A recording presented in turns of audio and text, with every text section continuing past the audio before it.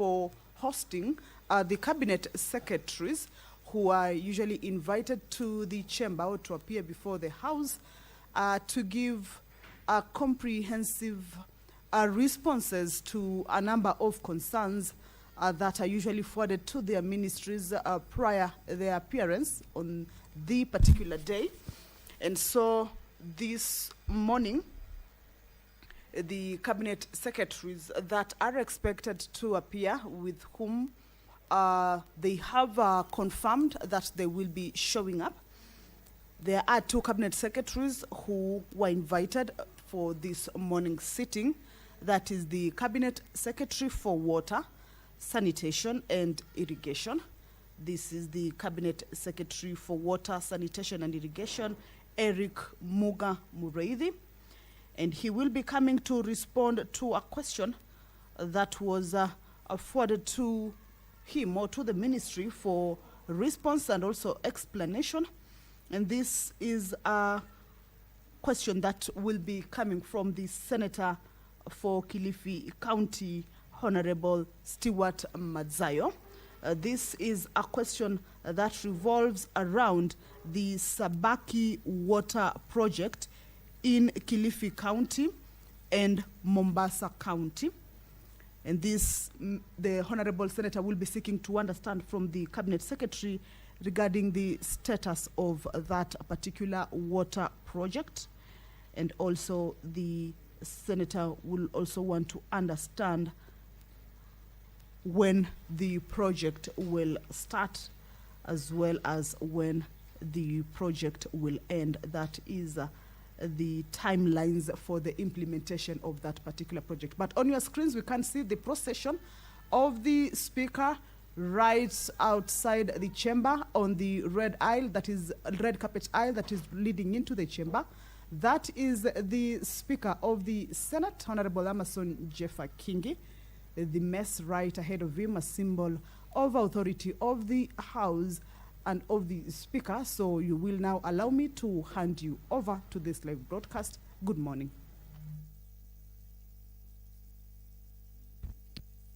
Tuombe. Ewe Mwenyezi Mungu, twakusihi tutazame kwa neema nyingi na baraka sisi watumishi wako ambao umeridhika kutuita kwa nyadhifa za uongozi katika jamhuri hii yetu. Twakuomba utuwajalie tuyatende na kufikia mambo yote atakayofikishwa mbele yetu kwa njia ya haki na uaminifu, ili kustawisha amani, ufanisi na heri ya nchi yetu na wale ambao haja zao umesikabidhi mikononi mwetu. Amen.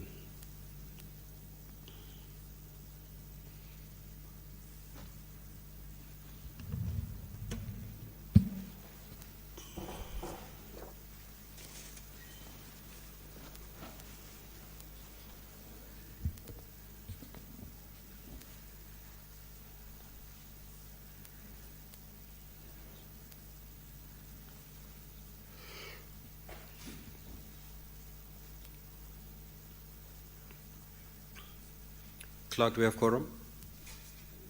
Sergeant at Arms, kindly ring the quorum bell for 10 minutes.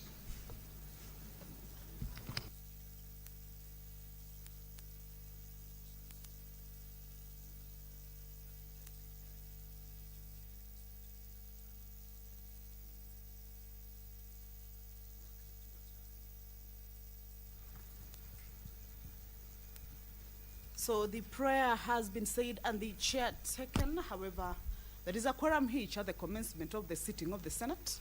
And the Speaker has directed that the quorum bell be rung for 10 minutes. Of course, this is as provided for in the House Standing Order number 40.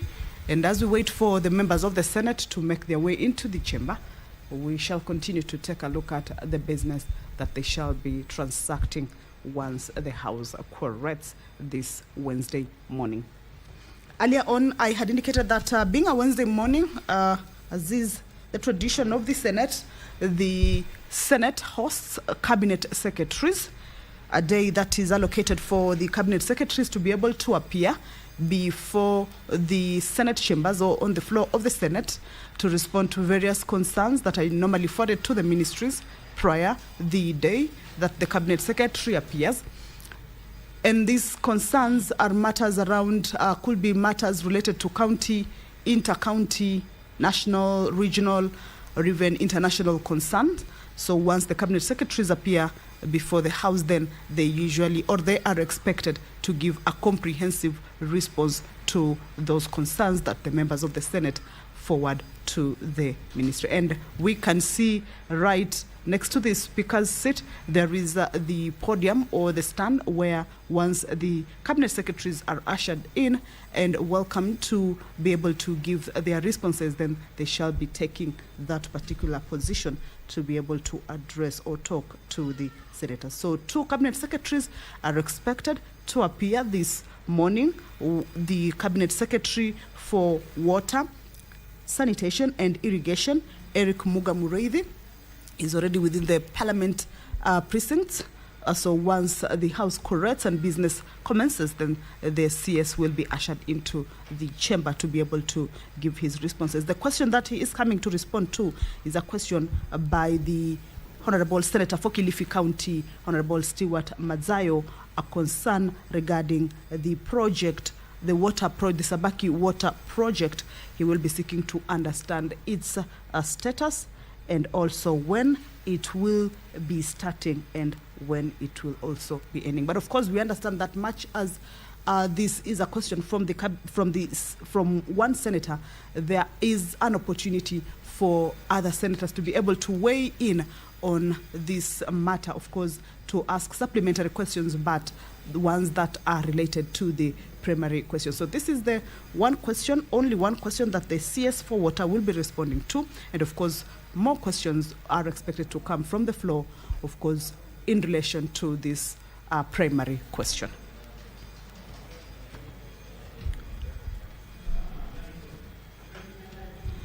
The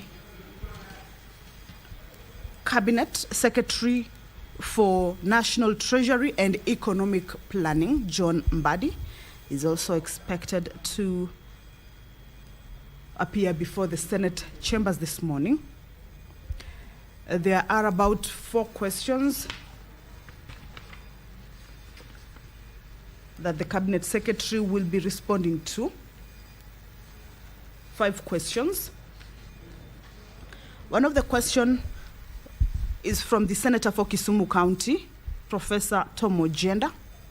This is a question that the Senator will be seeking to understand the fiscal and other policy interventions that the government has put in place or has taken to address the slowed growth in the agriculture, construction and services sectors, and any ripple effect on employment levels and also county level fiscal performance, among other concerns regarding that.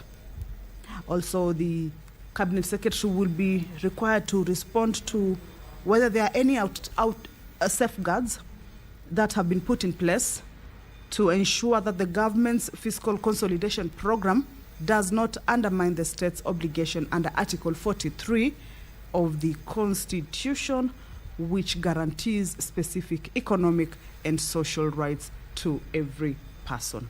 This is a question that the Senator for Kisumu County will be seeking to understand from the Cabinet Secretary for National Treasury and Economic Planning, John Mbadi, once he appears before the Senate chamber this morning. If you're just joining us, is that the House about to commence? There is a quorum hitch just at the commencement of the sitting.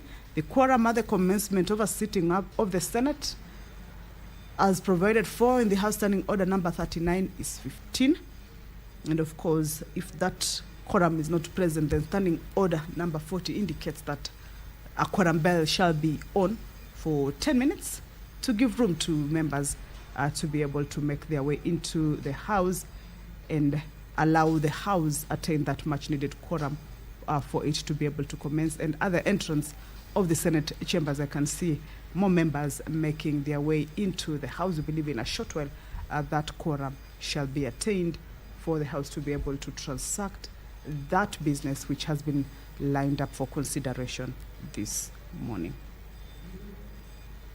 Again, the Senator for Kisumu County, Professor Tom Ojenda, will also be seeking to understand from the Cabinet Secretary for National Treasury and Economic Planning on matters around Kenya's current stock of domestic and external debt,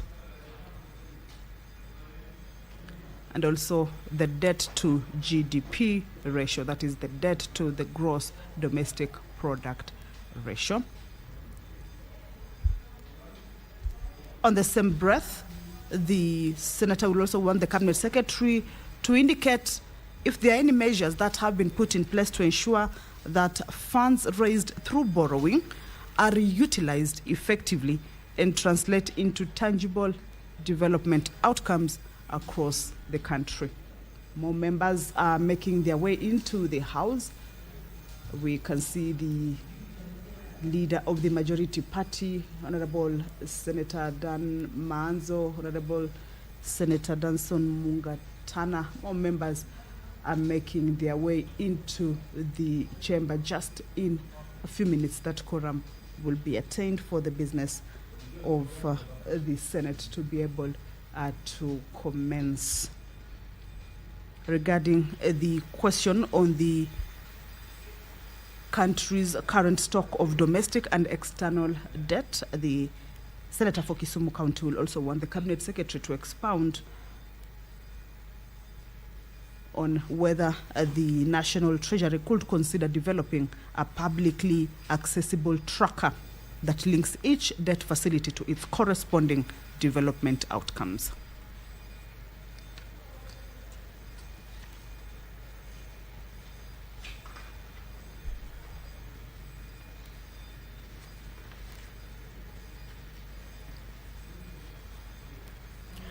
This morning, the Cabinet Secretary for National Treasury and Economic Planning, who has confirmed that he will be able to appear before the Senate, will also respond to a question. This is a question by the nominated Senator, Honorable Catherine Muma. A question around the electronic government procurement system, commonly referred to as EGP Kenya. The Senator will want the Cabinet Secretary to expound on the status update of the adoption of that particular system across national and county government entities, indicating one, the number of entities at each level that have fully or partially adopted EGP Kenya, as well as those that are yet to migrate to the system. Also, the total number and value of contracts processed through EGP Kenya since its rollout. And also the number of entities that have fully complied with the legal requirement to publish contracts and other procurement-related information. This is a question that the Cabinet Secretary, once he appears, will be able to respond to, of course, in a comprehensive manner, because this is a question that was forwarded to him earlier on before his appearance before the chamber this morning. The 10-minute quorum bell has lapsed. We expect to hear from the Speaker as provided for in the House Standing Order, is that there should be an additional of 10 minutes. So regarding the question by nominated Senator Honorable Catherine Muma, is that the Senator will also want the Cabinet Secretary to explain how much the government has saved so far by transitioning to EGP Kenya, and whether there has been any quantifiable improvements in the efficiency of procurement processes since the transition.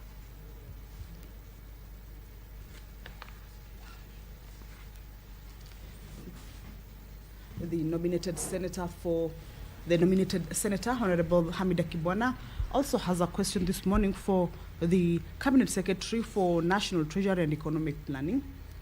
This question.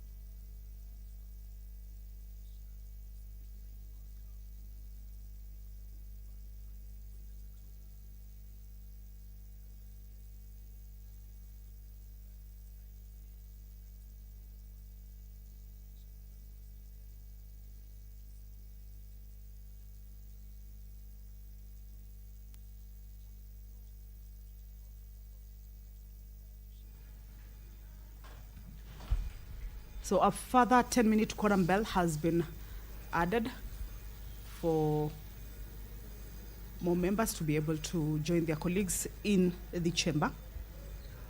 But the numbers inside the chamber are just almost or about to get to the quorum. So in a short while, as you can see, more members making their way into the chamber. The whips at this point, they are needed to be whipping the members, and we have seen that. So that quorum is just about, or may have been attained. However, we shall wait to hear from the speaker. And as we do that, let's continue to take a look at the business.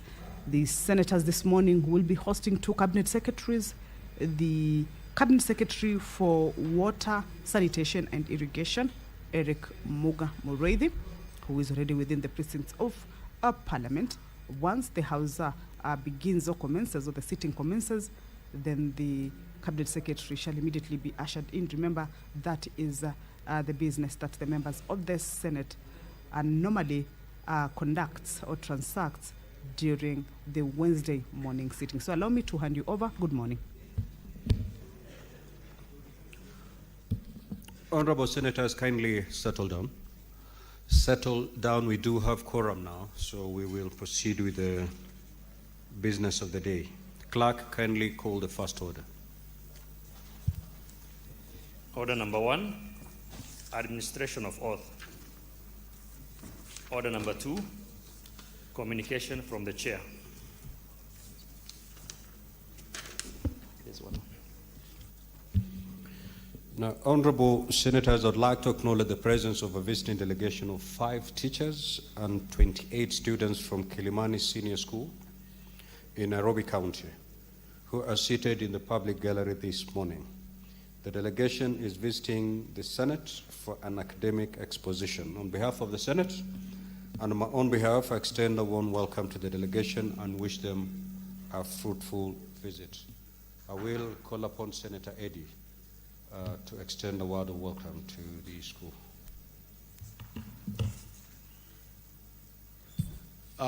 Thank you, Mr. Speaker.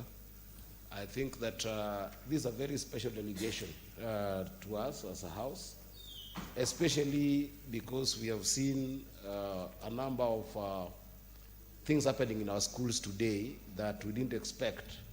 And it's amazing to see a number of students who are committed to continue the learning despite the pressure that they are facing. And I want to wish you a very good visit here and give you the courage that education is a process with which you build your future or you destroy your future. So even as you continue studying and even as you continue exploring your lives, as students, take care of your heart and take care of your future. Despite the pressure that you're facing in school, just hanging there, work hard, and it will come to pass that you will make the best out of school. But even as you visit us here, this is the house that makes laws as well as protects devolution. Make sure you learn from the house as much as possible, and I hope that your stay will be good. Your senator is not in yet, Senator Sifuna, but because you're close to my heart, as I'm among the youngest senators here, there's a tradition with which we greet students in and out of these chambers. So I'll make sure that I meet you outside the chambers to make sure that the tradition is maintained even before the senator comes. I thank you, Mr. Speaker, and welcome to all of you. Thank you. Next order. Order number 3, messages. Order number 4, petitions. Order number 5, papers. The Senate Majority Leader.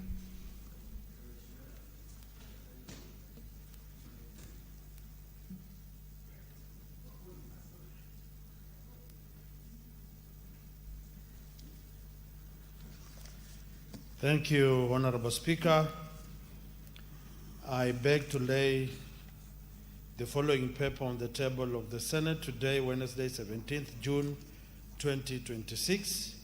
The County Government Equitable Share Cash Disbursement Schedule for the financial year 2026-2027. Thank you, Honorable Speaker. Next order.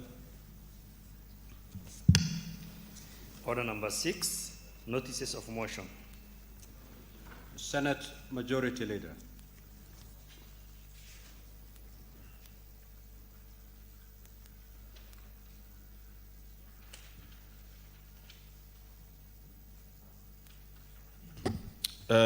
Mr. Speaker, I rise to give notice of the following motion, which is a reconstitution of standing committees. That notwithstanding the resolution of the Senate made on the 12th of February 2025 and on the approval of senators to serve in various standing committees of the Senate, and pursuant to Standing Order number 197, 199, 228, and the fourth schedule to the standing orders, the Senate approves the following senators nominated by the Senate Business Committee to serve in the standing committees of the Senate as follows. 1, Committee on ICT, Senator Agnes Kavindu to replace Senator Beatrice Akinyi-Ogola. Committee on Energy, Senator Abdul Mohamed Haji to replace Senator Beatrice Akinyi-Ogola. B, Senator Moses Kajwang to replace Senator Edwin Sifuna. 3, Committee on Agriculture, Senator Beatrice Akinyi-Ogola to replace Senator Moses Kajwang. I thank you, Mr. Speaker. Next order. Order number 7, questions and statements. Now, honorable senators, we are expecting 2 CSs this morning for purposes to responding to the listed questions. We expect CS in charge of water, who has 1 question. That is from the Senator for Kilifi County, the Honorable Retired Judge Stewart Mazayo, and thereafter we will have the CS in charge of the National Treasury to respond to 5 questions. I'm informed the CS Water is present. Clerk, you may proceed to usher in the Honorable CS so that we can begin this session.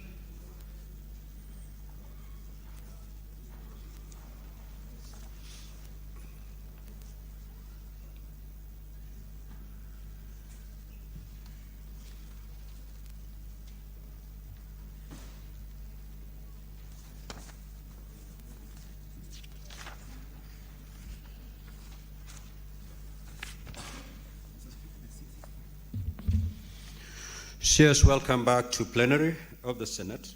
You are here to respond to question number 44 by the Senator for Kilifi County, the Honorable Retired Judge Stewart Mazayo. Senator Mazayo, you may proceed to ask the question.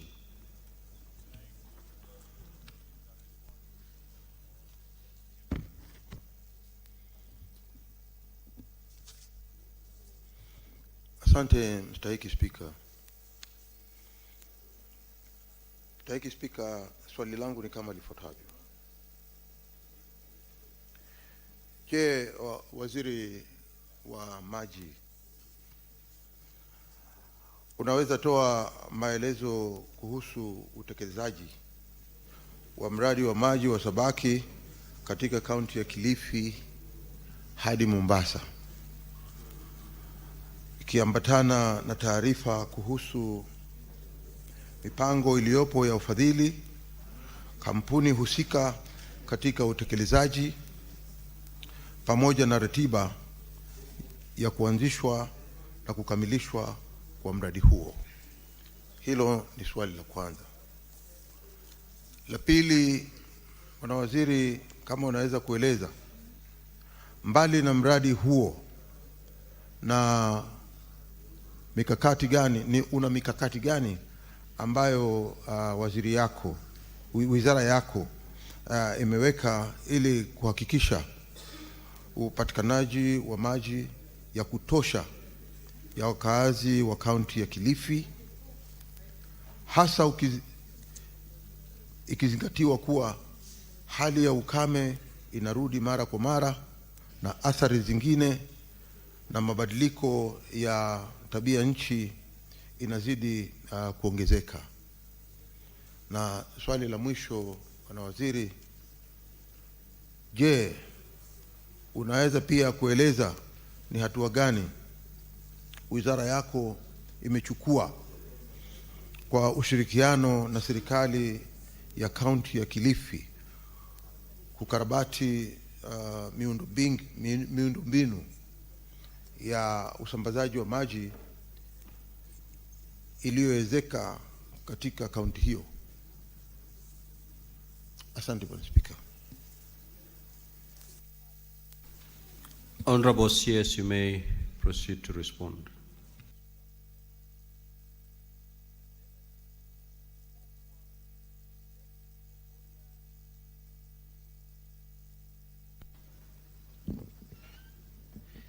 Thank you, Honorable Speaker. And Honorable Senators, good morning. And Honorable Stewart Mazayo, through the Speaker, swali lako lilikuwa kwa lugha ya Kiswahili. Ningeomba niweze kulijibu kwa lugha ya Kimombo kwa sababu some of these terms are very technical. And I'll go straight to the answers, Honorable Speaker. The first question was on the status of implementation of Sabaki water project, including the funding arrangements, the implementing entities, and the timelines on the same.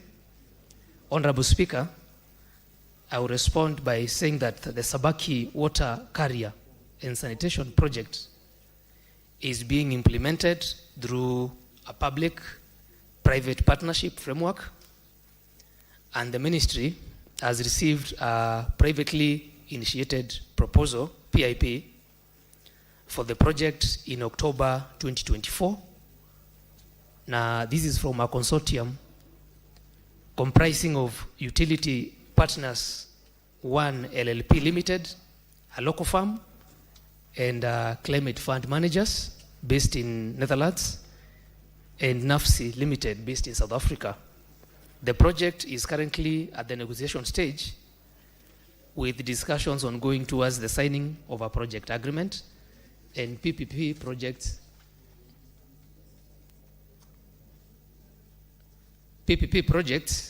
are domiciled or spearheaded at the PPP Directorate, which is at National Treasury. The project is preliminarily designed to abstract. Yes, Senator for Kilifi. I thought the CS responding to your question. Yes, ndio. Bwana Spika, swali langu nililouliza ni kwa minajili ya watu wa Kilifi na Wakenya wote kusikia. Waziri ni Mkenya na nina hakika kwamba ako na wasaidizi kuanzia naibu wake kuendelea mpaka chini kuna maafisa wanaweza kumtafsiria hali ya maji ilivyoko katika Kilifi. Hili ni jambo muhimu sana kuona ya kwamba waziri anasema hawezi kuongea Kiswahili ama hana uwezo, sijui kama hajui Kiswahili, na hili ni jambo la kusikitisha. Nataka kujibiwa swala hili kwa lugha ambayo inaweza kuwa na ufasaha zaidi na watu wa Kilifi, ili waweze kuelewa shida yao ya maji, hususan inaanzia wapi, inatokea wapi, ili waweze kujua pia. Asante bwana waziri. Senator for Kilifi, this is a house of rules and procedure, and our rules, both Swahili and English languages are permitted. The Honorable CS may elect to use either. He has, in this particular case, elected to use English, and that does not in any way make him out of order for electing to use English. You may proceed, Honorable CS. Thank you, Speaker. The project is designed to abstract around 80,000 cubic meters of water. This is from Sabaki, and supposed to supply Kilifi and Mombasa counties, namely the towns of Watamu, Mtwapa, Nyali, Kisauni, that is in Mombasa. In addition, the project will incorporate wastewater treatment capacity of between 25,000 to 35,000 meter cubic per day. And because of the power challenge we have in the region, as well as construct a 7 to 10 megawatt solar power plant to support the operations of the new waterworks. Honorable Speaker, the project is projected to be a 20-year concession arrangement, and this is still under negotiation at the PPP Directorate,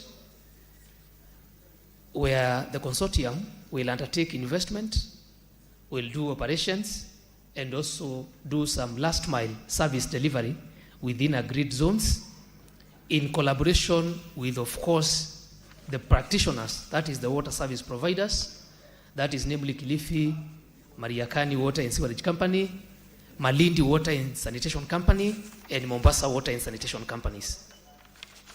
The project is estimated to cost preliminary around 27 billion, and this will be financed through a mix of debt and equity.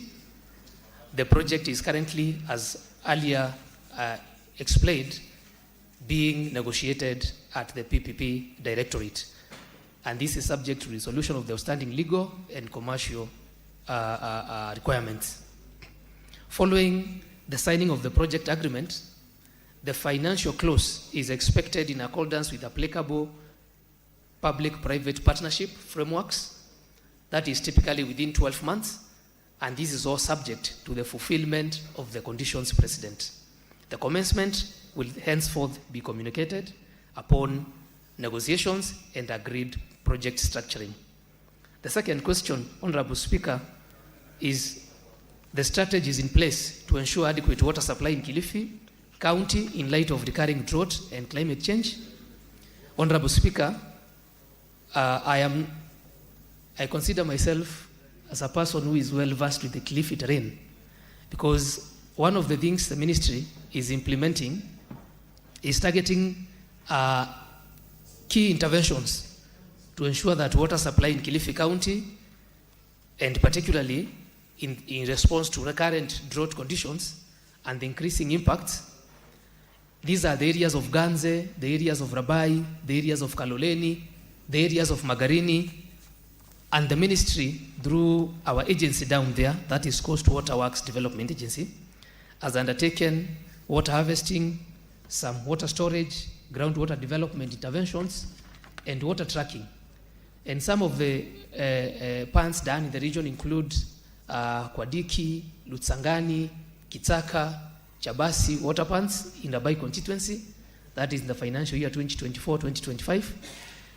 Drilling of some boreholes to support the county government in Mandani Secondary School, and Kaloleni girls in the same financial year, and development of an additional boreholes to serve the Marafa town, all of which have been fully implemented. The interventions, Honorable Speaker, are aimed at increasing water availability, reducing resilience and seasonal sources, and of course, improving supply reliability in the underserved and water scarce areas. The last question, and this is very key, the measures being undertaken in collaboration with County Government of Kilifi to rehabilitate aging water infrastructure. Honorable Speaker, the Ministry, in collaboration with the County Government of Kilifi, through a program called WSDP, continues to support the improvement and rehabilitation of water supply in Kilifi County. In Malindi Town specifically, as I've earlier indicated, through the World Bank, a project called Water and Sanitation Development Project, the Government of Kenya supports the ministry, has supported the Government of Kenya has supported the county government in implementation of approximately 80 kilometers of pipeline in Ngongoni, 21 kilometers in Watamu, and these works are currently about 98% complete. Speaker, Honorable Speaker, in Kilifi Town, under the same program, we are expanding, the ministry is expanding the water infrastructure covering Kilifi Town and Mtuapa areas, and these are approximately laying of more than 50 kilometers of distribution network, and this works at around 91% complete. Under the same program, the ministry is in the process of concluding the construction of waste to value fecal sludge treatment plants in Malindi, in Watamu, and a total of 22 ablution blocks in Malindi, Watamu, Kilifi North constituency.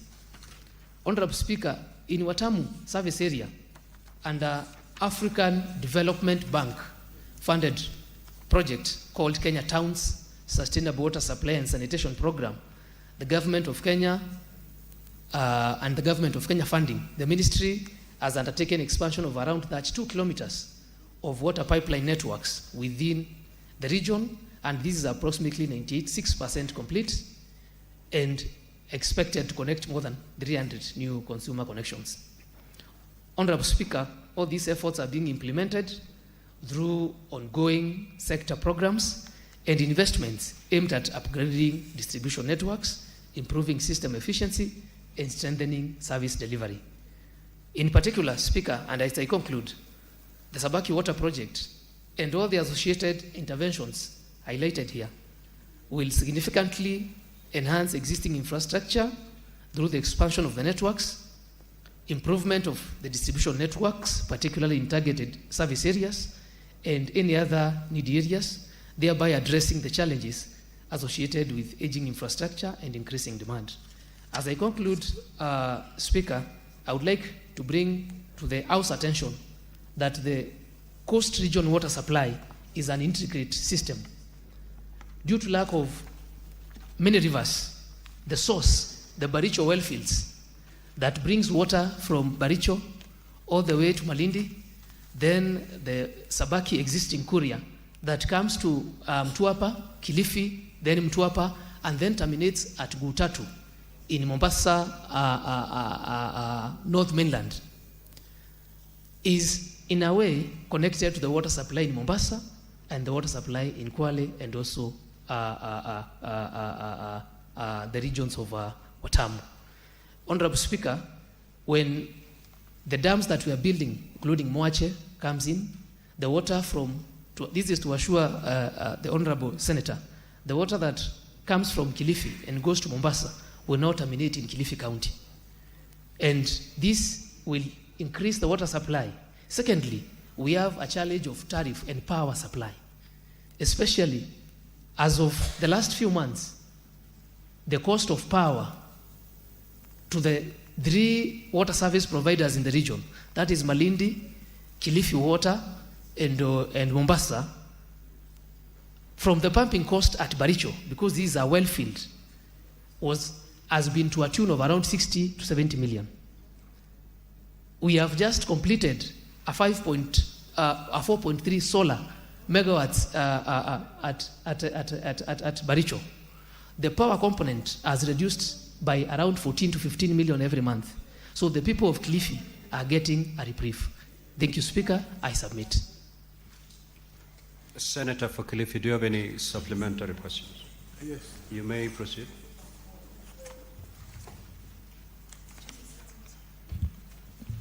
Bwana Waziri, kunayo ripoti ya kwamba mara kwa mara unapata kuona ya kwamba bili ya maji na inakuwa inapanda juu ama inakuwa vigumu sana kwa county kuweza kuilipa kwa sababu kumekuwa na upotovu wa mambo ya stima. Je, katika hii taratibu zako za kazi unaweza kuangalia kuona ya kwamba bili zingine kama hizi zinaweza kufutiliwa mbali ili county iweze kuendelea kusambaza ama iendelee kuwa na uwezo wa kuweza kupatia watu maji? Kwa sababu gani nasema namna hii, Bwana Waziri? Ni kwa sababu saa nyingine unapata ya kwamba maji yanakatwa na yanamaliza muda fulani, na ilhali watu wanaoishi katika yale masehemu wanategemea maji zaidi, halafu maji yanakuwa na shida sana katika hayo maeneo kwa sababu ya ukame. Ni hatua ambayo unaweza kuchukua wewe kama waziri, ama nikuulize, je, unaweza kuchukua hiyo hatua ya kuona ya kwamba bili zingine kama hizi za kulipa maji kwa sababu ya stima, na hususan sasa mimi nasikia naona kwamba katika majibu yako umesema vizuri kwamba kuna sola ambazo zinawekwa kuweza kusaidia pia kupunguza hiyo bili, lakini kwa hivi sasa ile bili ni kubwa sana ambayo inafanya kwamba kaunti ya Kilifi inakuwa na uzito sana kuweza kulipa hii bili. Kwa hiyo sijui kama katika wizara yako unaweza kuangalia namna gani kuona ya kwamba bili za maji kama hii inaweza kufutiliwa mbali ili kuweza kuwapatia nafasi Kilifi County iweze kuendelea kusambaza haya maji. Asante Bwana Speaker. Honorable CS, you may respond. Through the Speaker, Honorable Mazayo and Senator,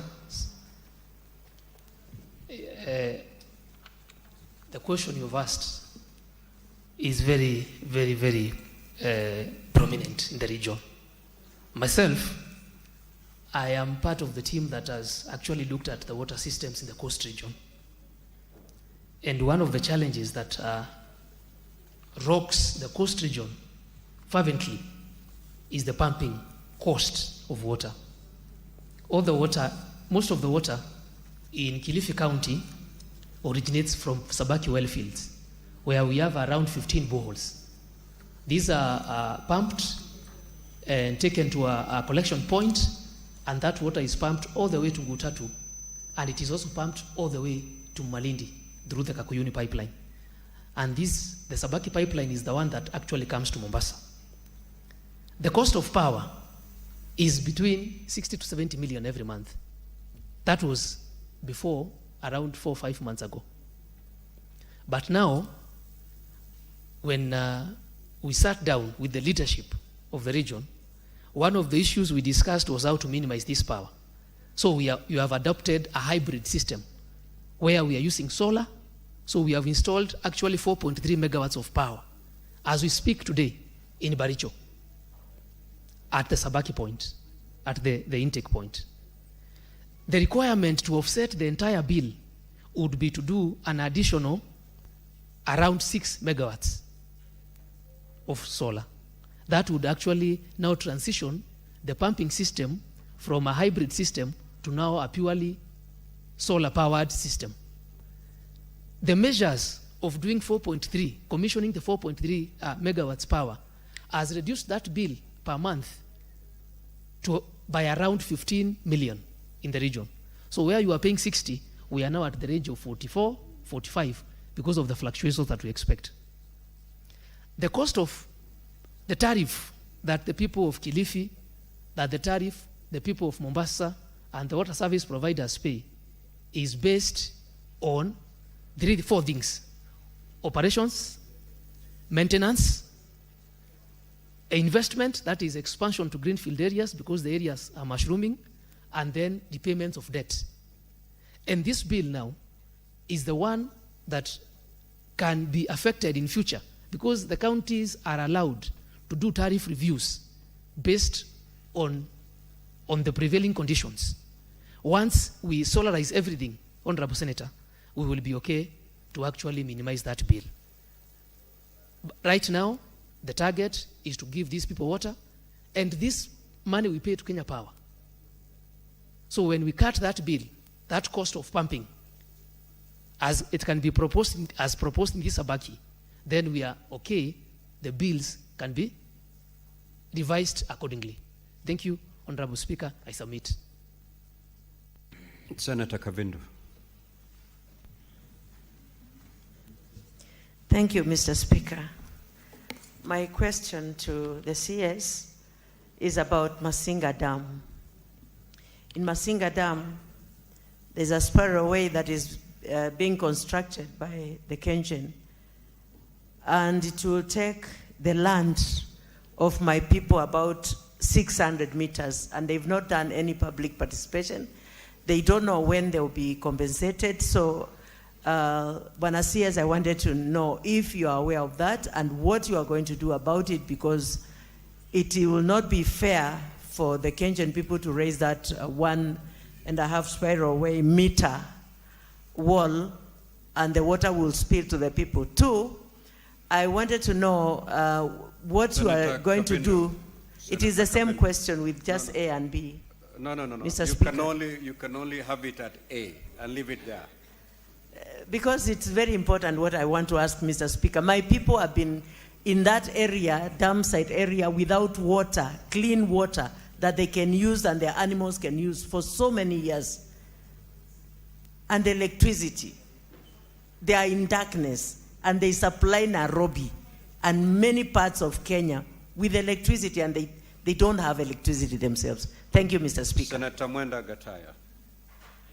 The Honorable CS is in charge of water, not energy.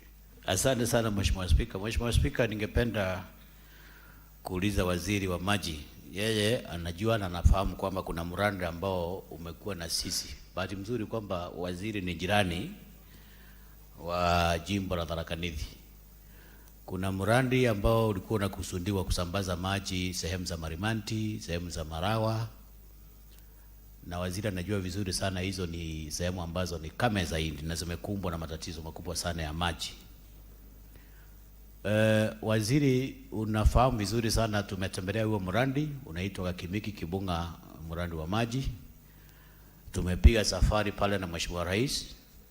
Wewe mwenyewe umetembea. What is your question, Senator? Najenga taarifa Mheshimiwa. Maliza kujenga, uliza swali.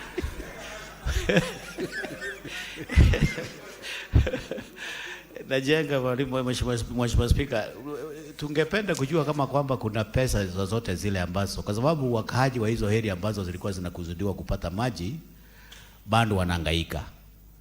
Na hiyo ni baada ya miaka kama 3 tangu huo mradi uanzishwe, hata nafikiri ni zaidi ya miaka 5.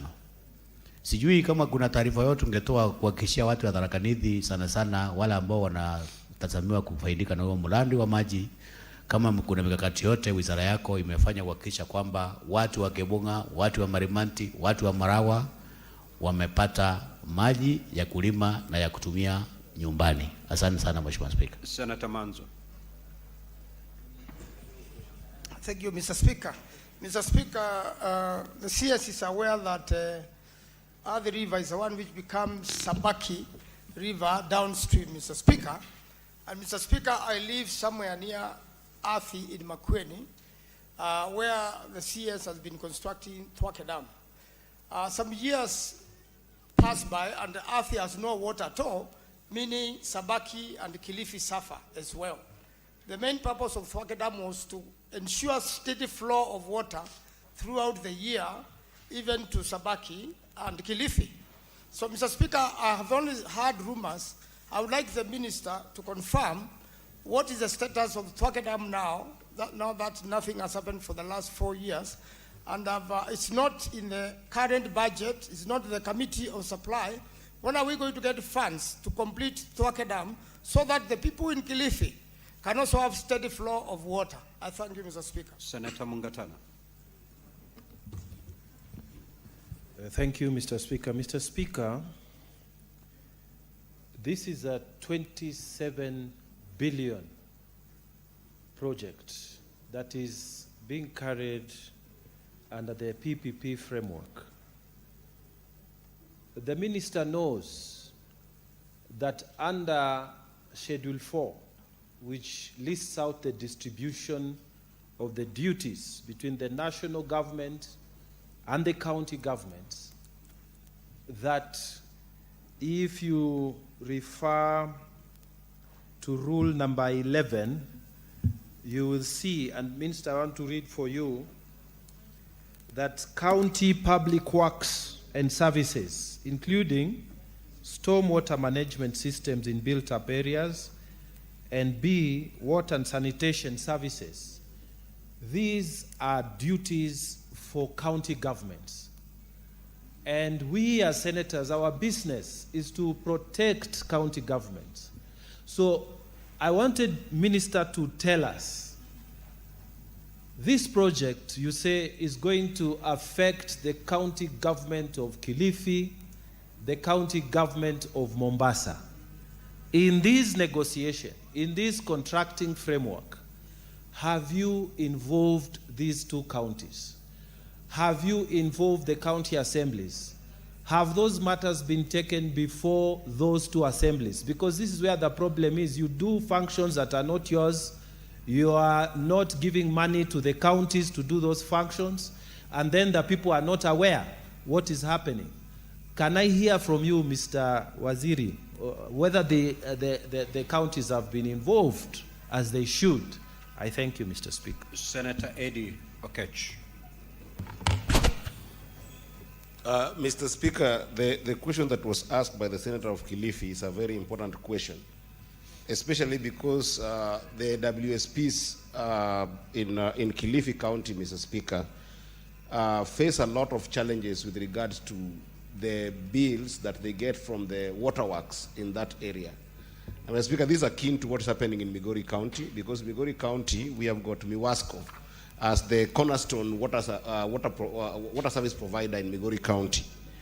But, Mr. Speaker, this being the only water service provider in Migori County with the capacity to be able to supply water across the entire county, I need to ask the minister or the CS, what is actually your plan to be able to expand the access to clean water to other areas in Migori County where the WSP Miwasco can only supply Migori town?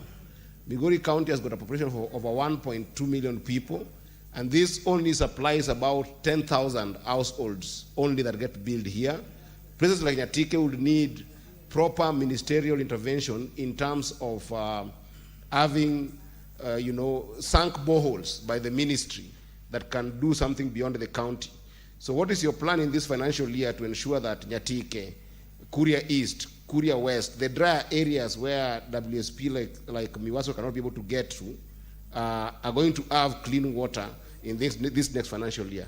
I thank you, Mr. Speaker. Senator Mundigi. Asante Bwana Spika kwa kunipa nafasi niweze kupata nafasi ya kuuliza swali.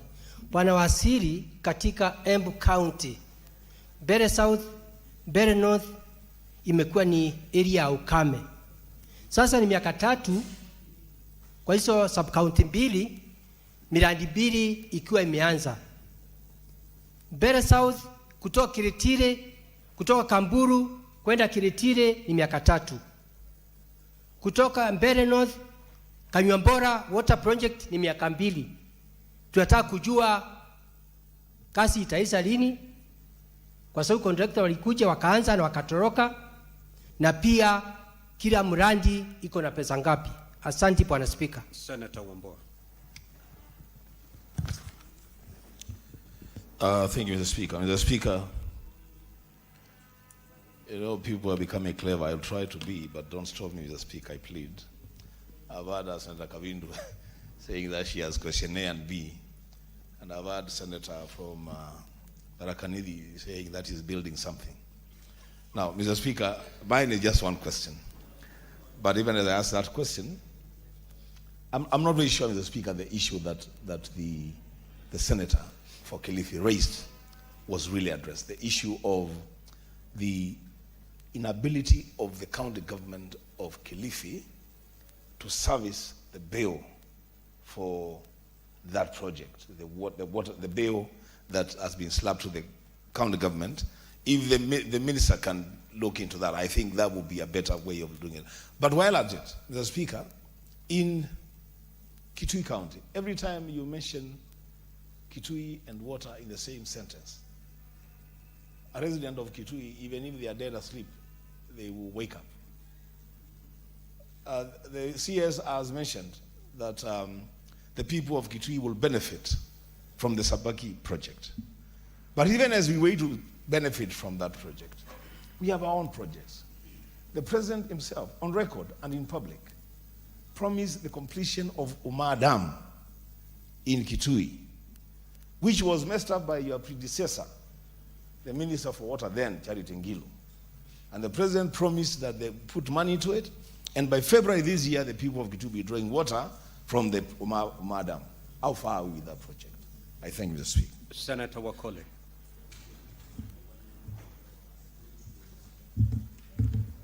Thank you, Honorable Speaker. I would like to ask the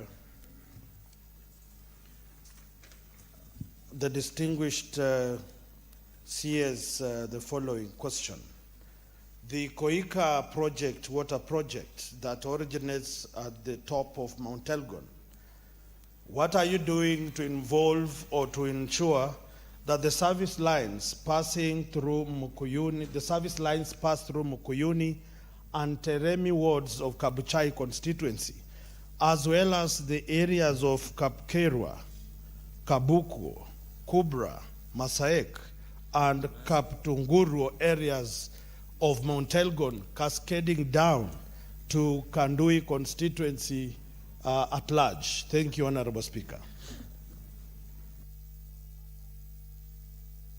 Senator Muma. Thank you, Honorable Speaker, and welcome, CS. My question is how the ministry is implementing Article 6 on that collaboration and cooperation with county governments for better delivery of services. For instance, Nairobi County has over 60% of the population in Nairobi County live in the informal settlements. The informal settlements are not getting any services. I mean, they're getting very minimal services. I would want to know, since water is a basic service, what arrangement do you have with Nairobi County to ensure that residents of informal settlements in Nairobi access water on an equal basis as residents in the other estates? Thank you. Senator Shakila Abdalla. Asante Mheshimiwa Spika. Mheshimiwa, swali langu kwa waziri ni ile maji ambayo yanafurika kwa mabawa wakati huu wa mvua yakija yakikata barabara ya Gamba na Tana River. Barabara hiyo kila mwaka inakatika na inaleta hasara kubwa kwa serikali kurekebisha ama kufanya ukarabati wa hiyo barabara kuhusiana na hayo maji. Wizara ya Maji ina mpango gani ya kudhibiti na kumaliza hiyo shida, yale mabawa yanayofurika, ili kuyadhibiti yale maji yafai wakati wa kiangazi, hususan kwa wakulima na wafugaji ambao wanapata shida sana wakati wa kiangazi? Asante Mheshimiwa Spika. Senator Charanke. Thank you, Mr. Speaker. Sir, mine is a follow-up question. It is similar in Nandi, in Kapsabet town. Mr. Speaker, there is unreliable supply of water, and the main way of supplying water in Kapsabet is there is use of electricity and generator. My concern, as what your senator has raised, is what is the Ministry of Water doing to ensure water being supplied to Kapsabet, because it experienced breakdown, it uses generator and electricity. What is the Ministry of Water doing to ensure that there is stability in terms of supply and water, and maybe to ensure that Keben Dam is completed in time to ensure stable and reliable water in Nandi and especially in Kapsabet town? I thank you, Mr. Speaker. Senator Mazayo, what's your intervention? Senator Mazayo. Thank you, Mr. Speaker. Nilikuwa nataka kumalizia kumuuliza waziri wa maji lile swala ambalo nilikuwa nimeuliza la muhimu zaidi, ni kama kuna uwezekano wewe kama waziri ambao ninajua uwezekano huo uko, unaweza kuchukua hatua gani ili kuona ya kwamba bili ile ambayo imekumba serikali ya Kilifi County inaweza kuondolewa ama kutengwa kando ama kukatwa kidogo kwa hali ya kuwasaidia serikali ili kuweza kulipa bili yao bila uzito wowote. Kama unaweza kuchukua hatua kama hiyo, nafikiria ingekuwa bora zaidi, Bwana Waziri. Asante. Honorable CS, you have 5 minutes to respond to those questions.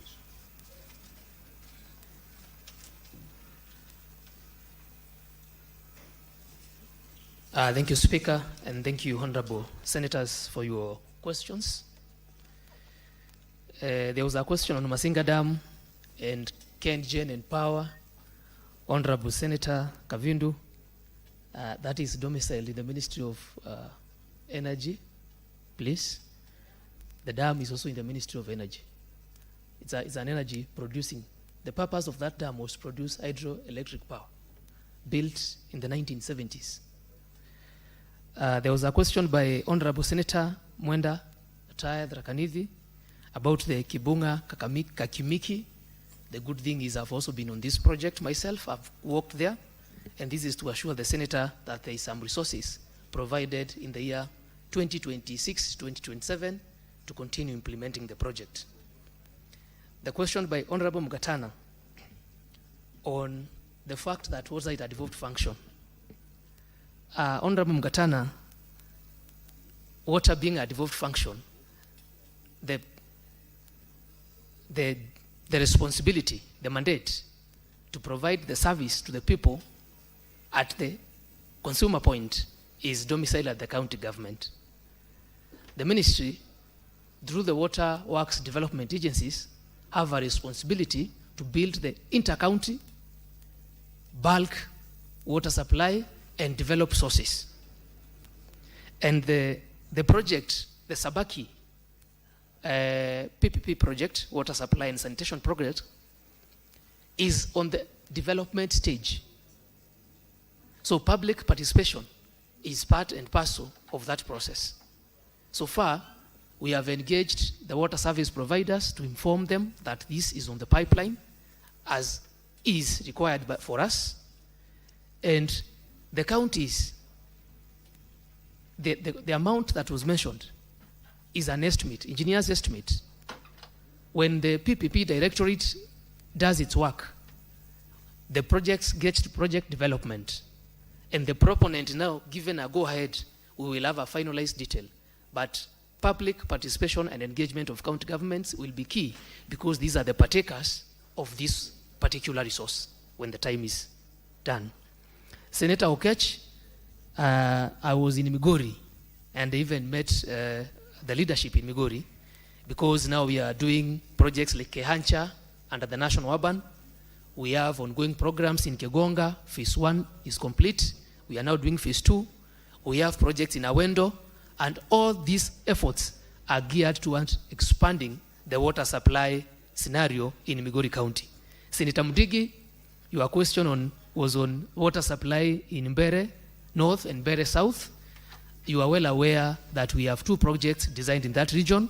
We have the Kamburu Water Supply Project and the Masinga Water Supply Project. Kamburu, as we speak, works ongoing. The contractor is on ground. We had pending certificates, but we are sourcing for resources in the next financial budget to offset that, to ensure that this project is completed.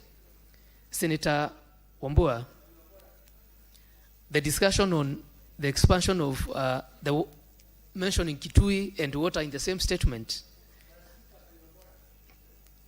Senator Mundigi, you're out of order. Please. Proceed, Honorable CS.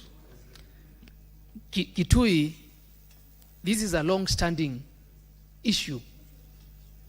And one of the issues we are trying to solve is the Uma Dam. Uma Dam is the heartbeat of Kitui from where I stand. And this was started in the year 2012.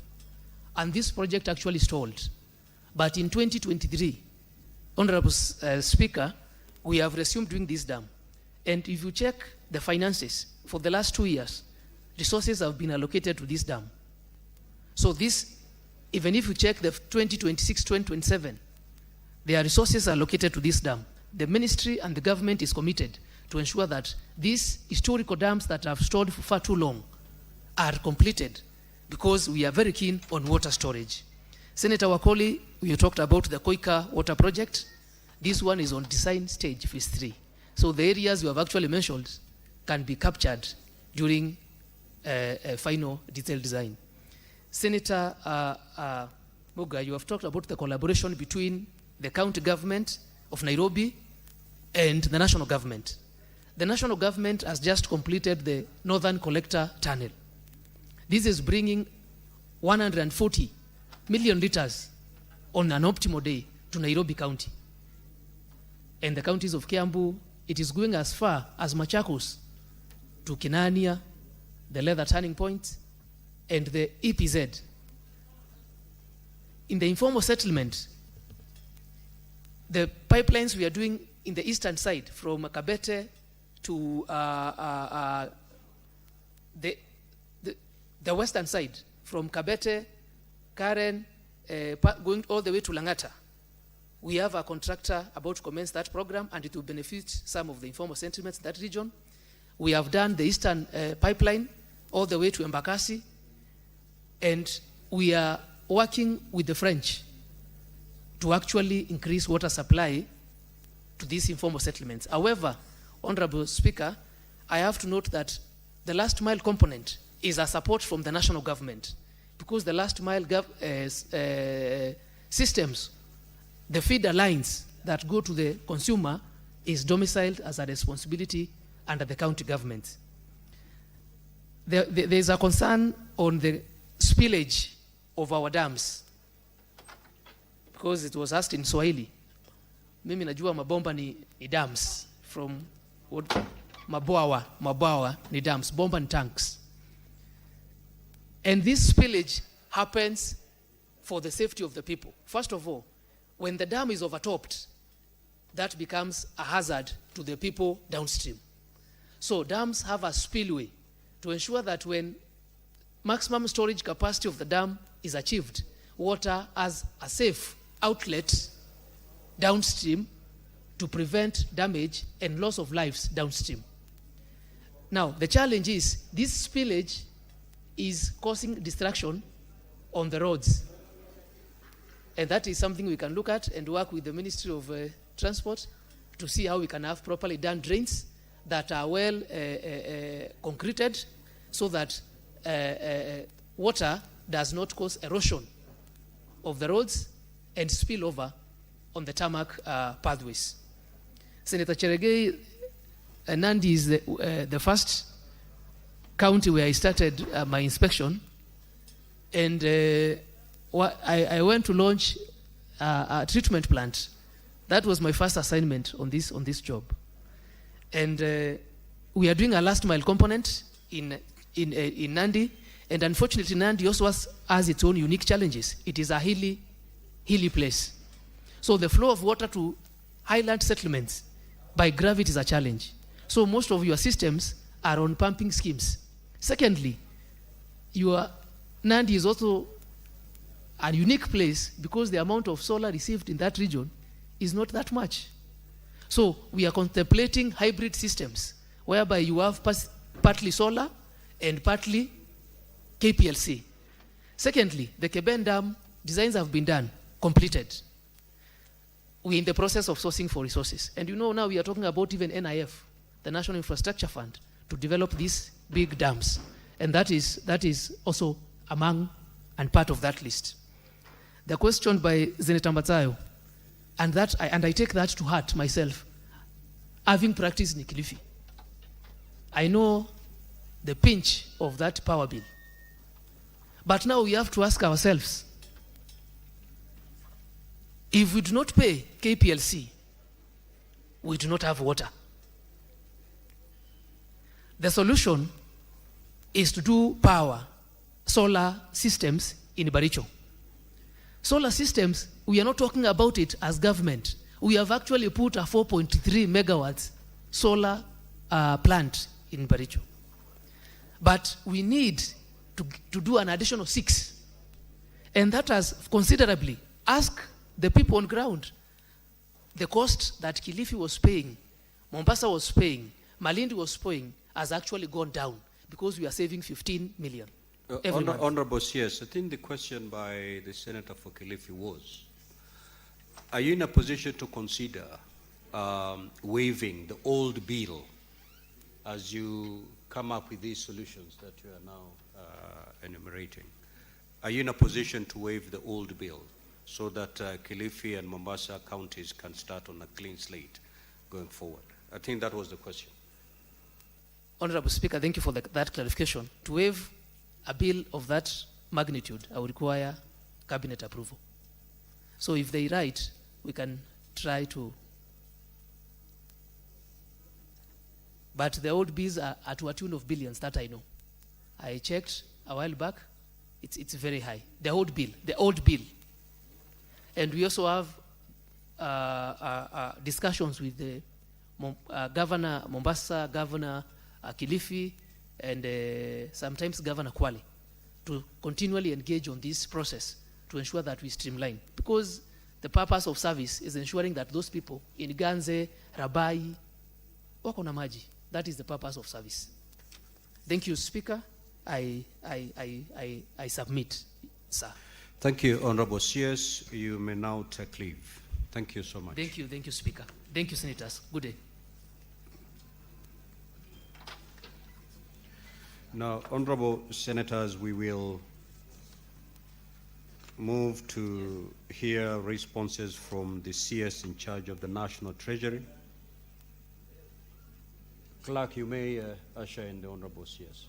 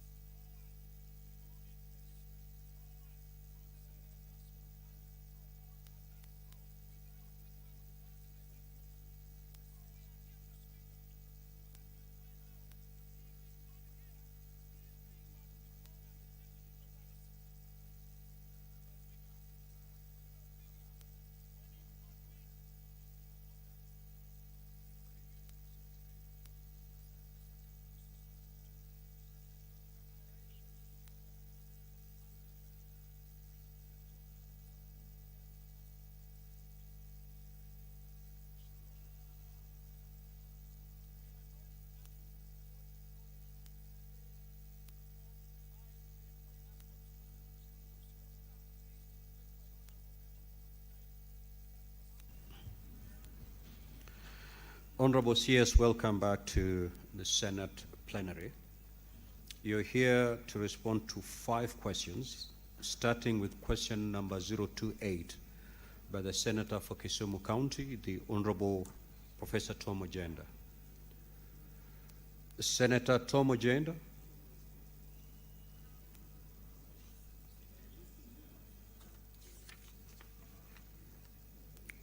We will move to question number 032 by Senator Catherine Muma.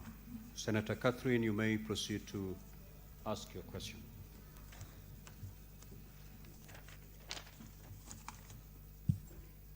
Thank you, Honorable Speaker, and karibu to Senate CS. Mr. Speaker, my question to the Minister is as follows. A, could the Cabinet Secretary provide a status update on the adoption of the Electronic Government Procurement System, e.g. EGP Kenya, across national and county government entities, and indicate, 1, the number of entities at each level that have fully or partially adopted the EGP Kenya, as well as those that are yet to migrate to the system. 2, the total number and value of contracts processed through EGP Kenya since its rollout. And 3, the number of entities that have fully complied with the legal requirement to publish contracts and other procurement-related information. B, how much has the government saved so far by transitioning to EGP Kenya, and has there been quantifiable improvement in the efficiency of procurement processes since the transition? C, what steps has the government taken to address the factors undermining the success of EGP Kenya, among them the limited capacity and resistance among procurement officers, as well as the lack of adequate information, communication, and technology infrastructure and internet connectivity, particularly in the rural areas? D, what measures has the ministry put in place to mitigate against service delivery interruption during the transition period, particularly in health facilities, schools, and other entities offering critical services? E, what measures has the ministry put in place to guarantee that the system attains the intended objectives, particularly in enhancing transparency, accountability, value for money, and access to procurement opportunities for entities owned by the youth, women, and persons with disabilities? Thank you. Honorable CS, you may now proceed to respond.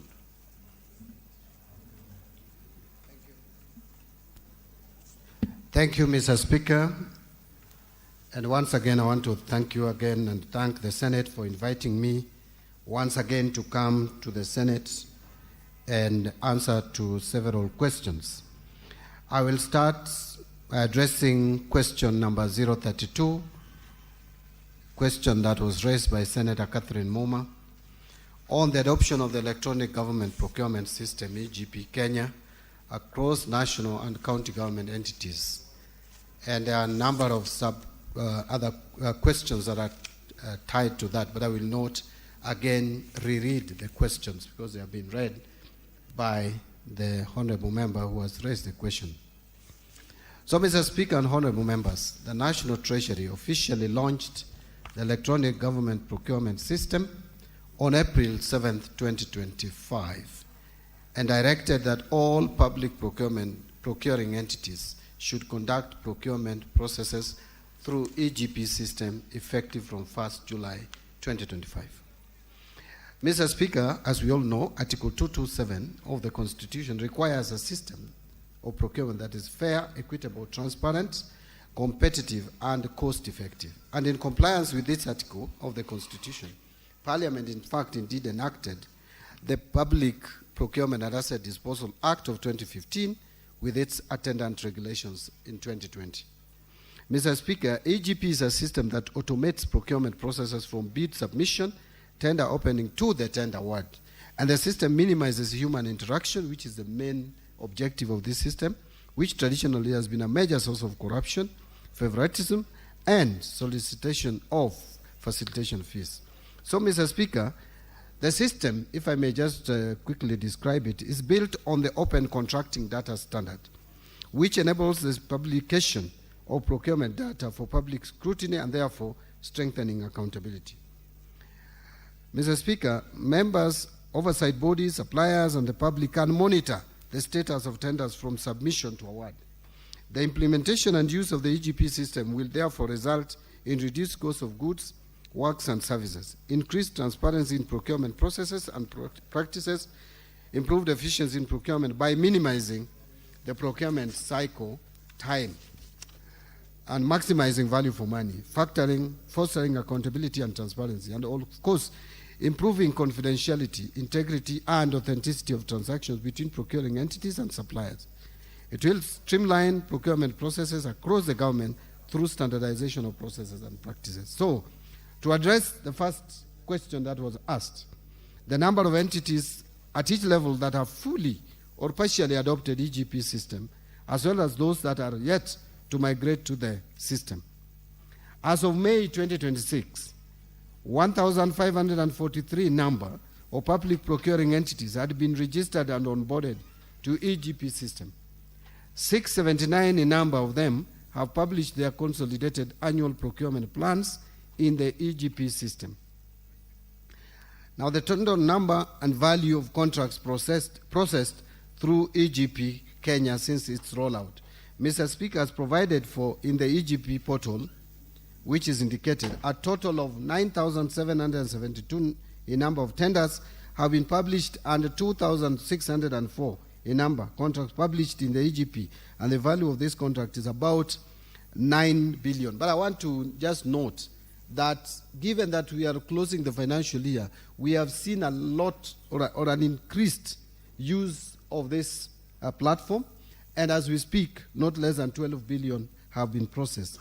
And every day, I've been informed now, we are closing not less than 30 tenders per day. So noting that procurement is a process, it is expected that those numbers will significantly change, as I've said, at the close of the financial year. So now we have seen increased use of this platform.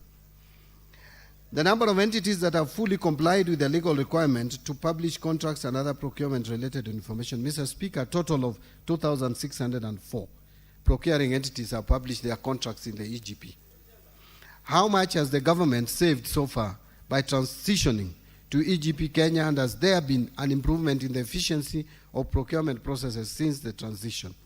There is no verified figure for total savings realized from the EGP rollout yet, as the system is in the initial phase of takeoff.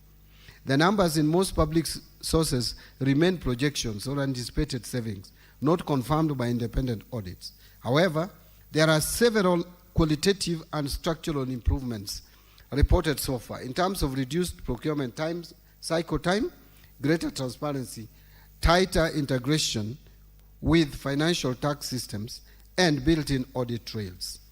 C, I was required to elaborate on what steps has the government taken to address the factors undermining the success of EGP Kenya, among them the limited capacity and resistance among procurement officers, as well as the lack of adequate information, communication and technology infrastructure, and internet connectivity, particularly in the rural areas. Mr. Speaker, the National Treasury has deployed trainers of trainers, that is TOTs, to guide procurement officers across national and county governments. Over 2,000 procurement officers have already undergone hands-on training, and a further 40,554 PFM officers drawn from national and county governments have undergone virtual training via webinars. A help desk, that is technical support center, has been set up to assist users navigating the system at the Kenya Institute of Supplies Management Towers along Gong Road in Nairobi. The National Treasury has partnered also with the Kenya School of Government to deliver countrywide training for PFM officers and other stakeholders. Mr. Speaker, equally, there are weekly registration and training webinars for suppliers, contractors, and other stakeholders who require support.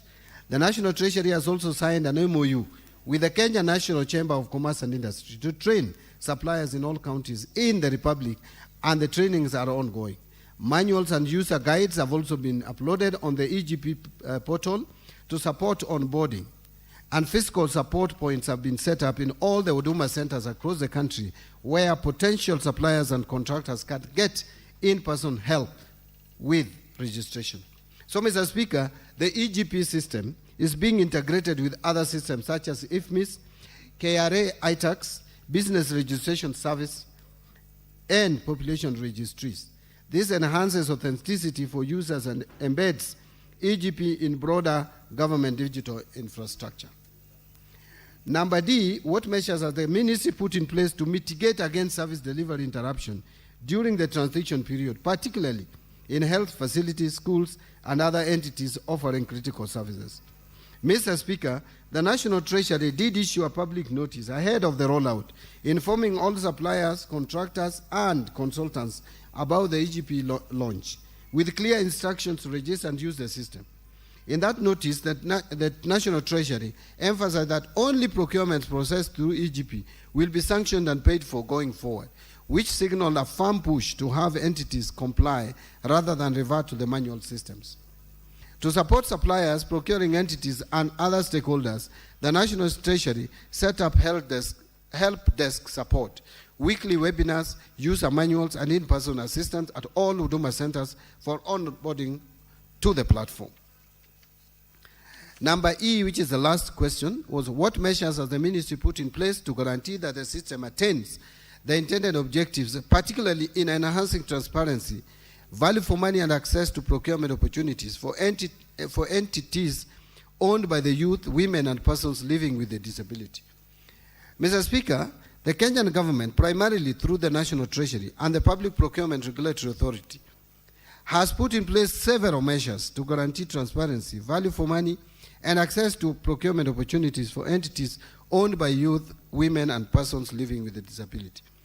The National Treasury has implemented e-tendering system through EGP system that provides a secure and transparent platform for tenders. The system facilitates online preparation, submission, and approval of procurement plans, as well as publication of approved plans and awarded tenders, allowing for public scrutiny. The EGP system has accordingly enhanced transparency and accountability because all the procurement processes are now public and thus easier to undertake procurement audit trails. Mr. Speaker, I call upon this Honorable House to support this critical PFM reform, which upon maturity is expected to give value for money and secure savings of up to 85 billion Kenya shillings. But Mr. Speaker, before I finally conclude, allow me just to mention two things. Number one is that in terms of this house being a house that protects devolution, I wanted just to state how counties are performing. County level summary, when county entities are grouped by their parent county, 20 distinct counties have at least one active contract on the EGP system as we speak today. And I think the number has even gone up. But the leading county in terms of ranking is Kisumu County, with 467 contracts which are worth 1.39 billion are already in the system. Number two is actually Siaya County, and interestingly, all of them, the two are from Nyanza region. 163 number of contracts worth 851. Number three is actually Muranga. Number four is Baringo, Uasin Gishu, Vihiga number 6, Busia number 7, Nandi number 8, Bomet number 9, Samburu number 10, Migori number 11, Homa Bay, my home county, is number 12, Trans Nzoia number 13, Lamu 14, Elgeyo Marakwet 15, Kakamega is coming 16, Tharaka Nithi 17, West Pokot 18, and of course Machakos and Kajiado 19 with 1 each. I think there is a bit of a mistake in the number of West Pokot should also be 1, not 12. Now, all these together, those are the only counties out of 47 which at the time of preparing this report in May had at least contracts on the system. The rest which are not here don't have any contract in the system. I want also to state that now the stability of the system has been guaranteed. In the month of March, we have at least a champion in every state-owned enterprise. And each county has 2 champions assigned to them. And each state department has been assigned a TOT. And I spoke about the partnership that we have with the National Chamber of Commerce to help support the suppliers and contractors. Thank you, Mr. Speaker, and I end my submission. Senator Muma, do you have any supplementary questions? Yes, I do, Chair. Honorable CS, my follow-up question follows your response to B, where you don't have verified figures on how much government has saved, and also your answer to E in terms of what you have put in place.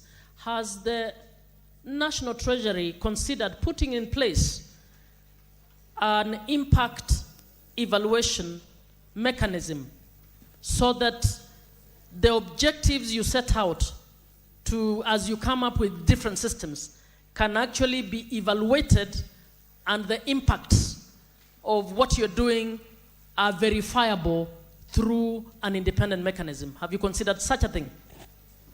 Senator Kathuri, Honorable CS, note those questions, and thereafter you will respond to them.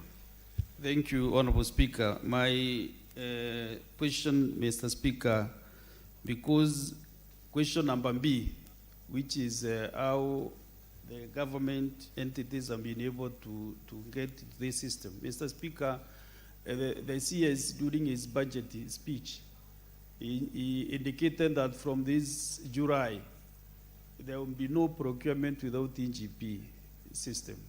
Mr. Speaker, getting to the figures that he has and those who have complied, Mr. Speaker, you know, like counties have failed to absorb the budget, development budget, because of this NGP. It is a good idea, a wonderful idea.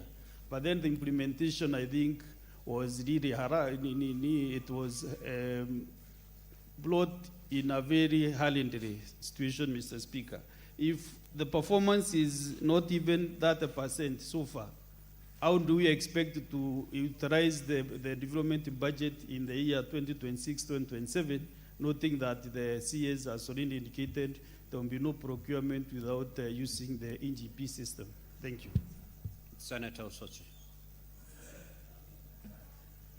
Thank you, Mr. Speaker. Mr. Speaker, when I read the question by Senator Moma and I listen to the response by the Cabinet Secretary, what comes to my mind is there seems to be a problem on the matter of project management, especially for IT-related projects. And my question goes to the CS, who was the implementing agency for this project? Was it the ministry or was the ICT authority? Because previously it used to be ICT authority that used to manage all the ICT projects across government. So maybe you can clarify on that. Secondly, no, Honorable Senator, you are entitled to only one question. Senator okay. Boni.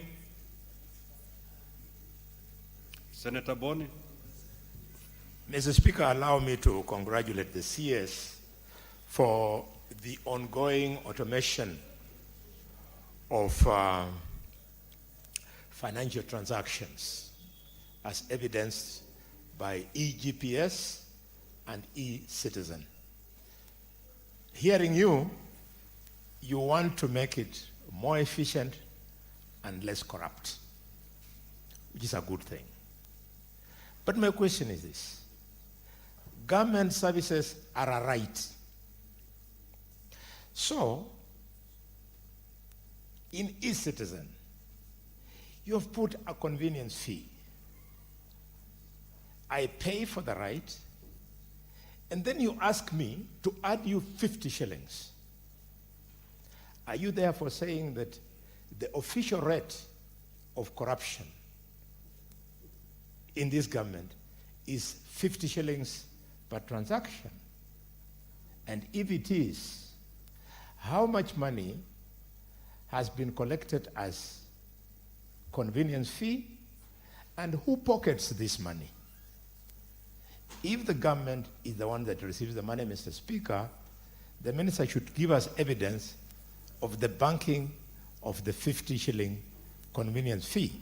It runs in billions, and we are afraid it's gone into trillions. Senator Eddie Okech. Thank you, Mr. Speaker. Mr. Speaker, my question is very specific. I have listened to the minister's, or rather the CS's response. But Mr. Speaker, despite the fact that there's a requirement to use this EGP system to procure everything in government, there is the issue of essential services that if they face any glitch of systemic or otherwise compliance as EGP has been, then it causes a lot of problems in the counties. A case, for example, Mr. Speaker, all the governors who appear before us in CPIC, when you ask the reason why they have not procured drugs in hospitals, they say it's because this system is not working. Mr. Speaker, my question to the minister is there a deliberate effort to make sure that this system is not stalling the issue of essential services in our counties? Among them, drugs, billing for water services in the counties, and most importantly, sometimes the procurement that goes with services that are affecting the employees in the county. What is the exception you have put in place for essential services in the counties? I thank you, Mr. Speaker. Honorable CS, you may now proceed to respond.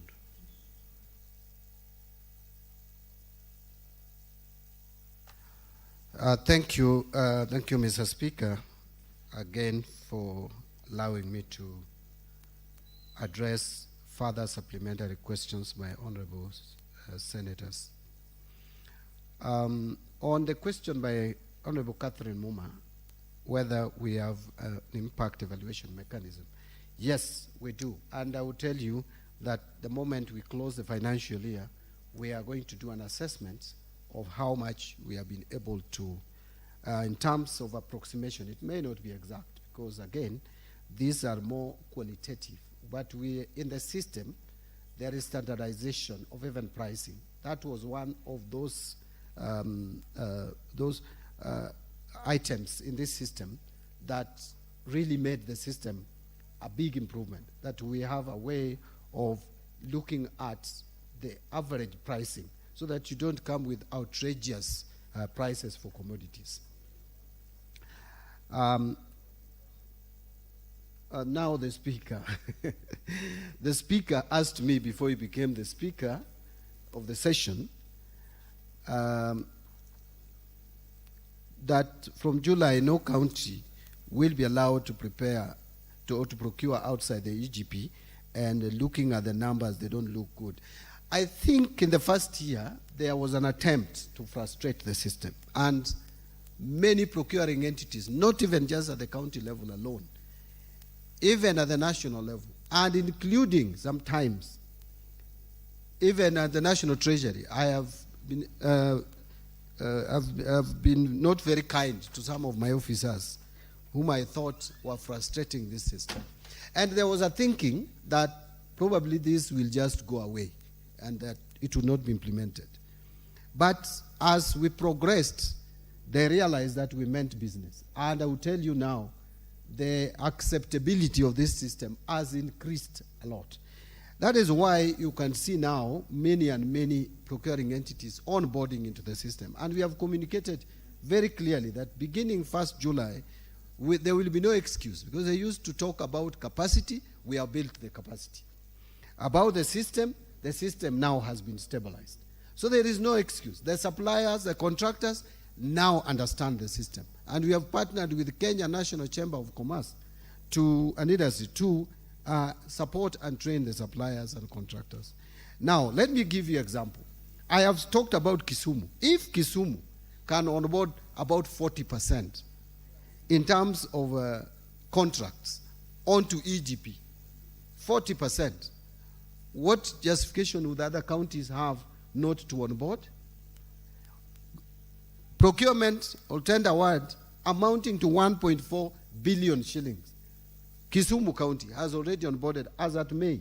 So what excuse would other counties have? Because these counties are the same. But if you talk about maybe far remote counties, then you pick out Samburu. Samburu is one of the remote counties we know in this country, and it is ranking number 10 with a number of contracts onboarded already with values of close to 50 million shillings. So, in short, there is no excuse. And from July 1st, Mr. Speaker, I want to persuade this Senate that there should be no excuse in not using EGP. Honorable Senator Osotsi asked me about whether there is a problem of project management. I don't think so. I don't think there is any problem with the project management. As any other project, and I'm sure Honorable Senator Osotsi has done project management, I have equally done project management. In the initial stages, or the formative stages of every project, there are challenges. Whether a project is, whether preparation was done to what level, there will be some challenges. How you deal with those challenges is what sets apart a good project management from a bad one or a badly implemented one. And so far, looking at the response, what is happening across the country, I can confidently say that the project management of this project is above average. Which is the implementing agency? National Treasury. And this one is not even a discretion. It is provided in law. Public Procurement and Asset Disposal Act, Section 7, mandates the National Treasury to be the one responsible for managing this system of procurement. Senator Boni, my friend Boni, a very good question, but unfortunately, it is not the matter that I'm dealing with today. And Honorable Speaker, if you allow me, I think I can deal with this matter if it is raised substantively on e-citizen and where the money goes and how much you have been receiving and the reasons for paying for these convenience fees. And by the way, there was a time I appeared before this house and I had attempted to address it, but I can address it again substantially because I think it's also something that has been enjoying some public debate. A lot of information distorted anyway, but it is my duty and responsibility to be accountable on behalf of the government of Kenya to the people's representatives, the Senate. So I would gladly come and address this question. On the question by Senator Eddie Okech on essential services, I will tell you that the response that counties are giving you are excuses. Excuses in the sense that there is no essential service, whether at the national government level or at the county level, that has been frustrated in terms of procurement because of this system. And by the way, there is no reason why you cannot use this platform for even essential services. But we have given exemptions where a procuring entity has hit or met some headwinds and the services are essential. So it cannot be true that someone can come and tell the Senate authoritatively that they have not been able to procure because of the platform. All the challenges that procuring entities meet, we try to address them. And if we can't, for whatever reason, we have given exemptions. So I don't think that is correct, that there is any procuring entity that has been frustrated in terms of procurement because they cannot use this platform. So, Mr. Speaker, I want to end there because those are the supplementary questions that were raised. Thank you. Very well, Honorable CS. Honorable Senators, what is your issue, Senator Boni? I can't see you on my platform. Yes, I'm pressing here, but I thought it was reflecting. You are one of the, you are acting like the same officers who are not accepting NGP. Because my NGP, I should read your name in my system. I have pressed intervention. I thought it was showing there, but thanks for the... Yes, proceed. Mr. Speaker, the minister has stepped down my question. Is it on your question? Supplementary question? Yes. What is the issue? He has stepped down my supplementary question and promised that he's going to address it at an appropriate time. I was not asking out of ignorance. I thought there was very close relationship between EGPS and e-citizen. I don't want to argue. May I plead with the chair that I don't lose my opportunity to ask a supplementary question. You allow me to do it since the minister is here. I had two, but he has stepped down. No, you can't ask two supplementary questions. The one I asked, he what has you said asked, he will answer another day. That is what was your supplementary question. Which Yes. The secretariat have really recorded for the CS to respond, either through communication to the clerk or you come back to respond to that. So let us give other senators an opportunity to ask their supplementary questions. Since yours is a weighty matter that needs a lot of attention, so just get satisfied. So I can see Senator Modigi, Senator Seki. Thank you, Honorable Speaker. Just a very short and brief question to the Cabinet Secretary. Honorable Speaker, on the issue of EGP, the use of this system in the counties, Honorable CS, it is true that it's becoming a system that is the county are getting difficulties to use it, particularly on the remote counties where most of the people are illiterate. And in this manner, I want to ask CS if this system is biased to those who are illiterate, who are not able to read, even to open the system, go through the internet and all that. And I think I'm talking on behalf of the Mama Mboga, Mama Shuka, who is down there and who also has an interest to do business to counties and even to government. What is the mechanism that these people are also being, that they are going? Is your ministry working out to make sure that these people are trained to get awareness on how to use the system, and how has your ministry done that to make sure that this system is available to all? Thank you. Senator Fatuma Nduru. Thank you, Waziri Karibu.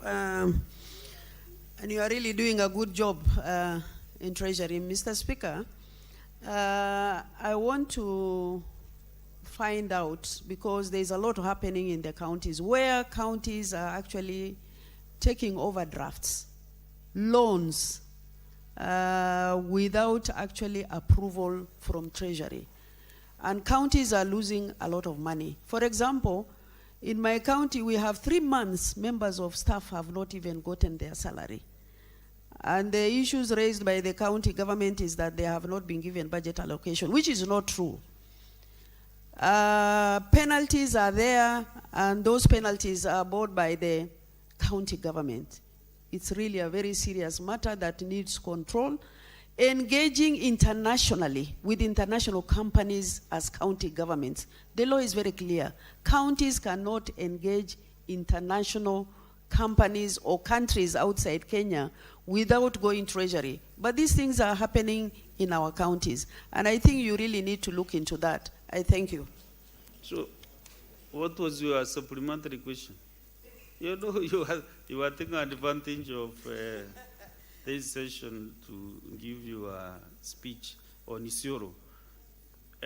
Before you answer those and proceed to the next question, Honorable CS, Senator Ososi, can you pay attention, because you are the one who had a problem?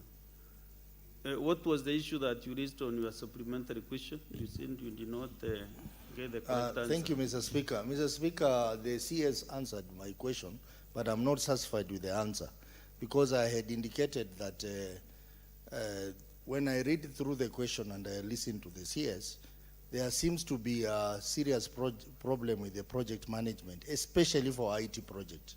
And I said that previously, during the Grand Coalition government, they established the ICT authority, which was to coordinate project management for ICT across government, especially the e-government process.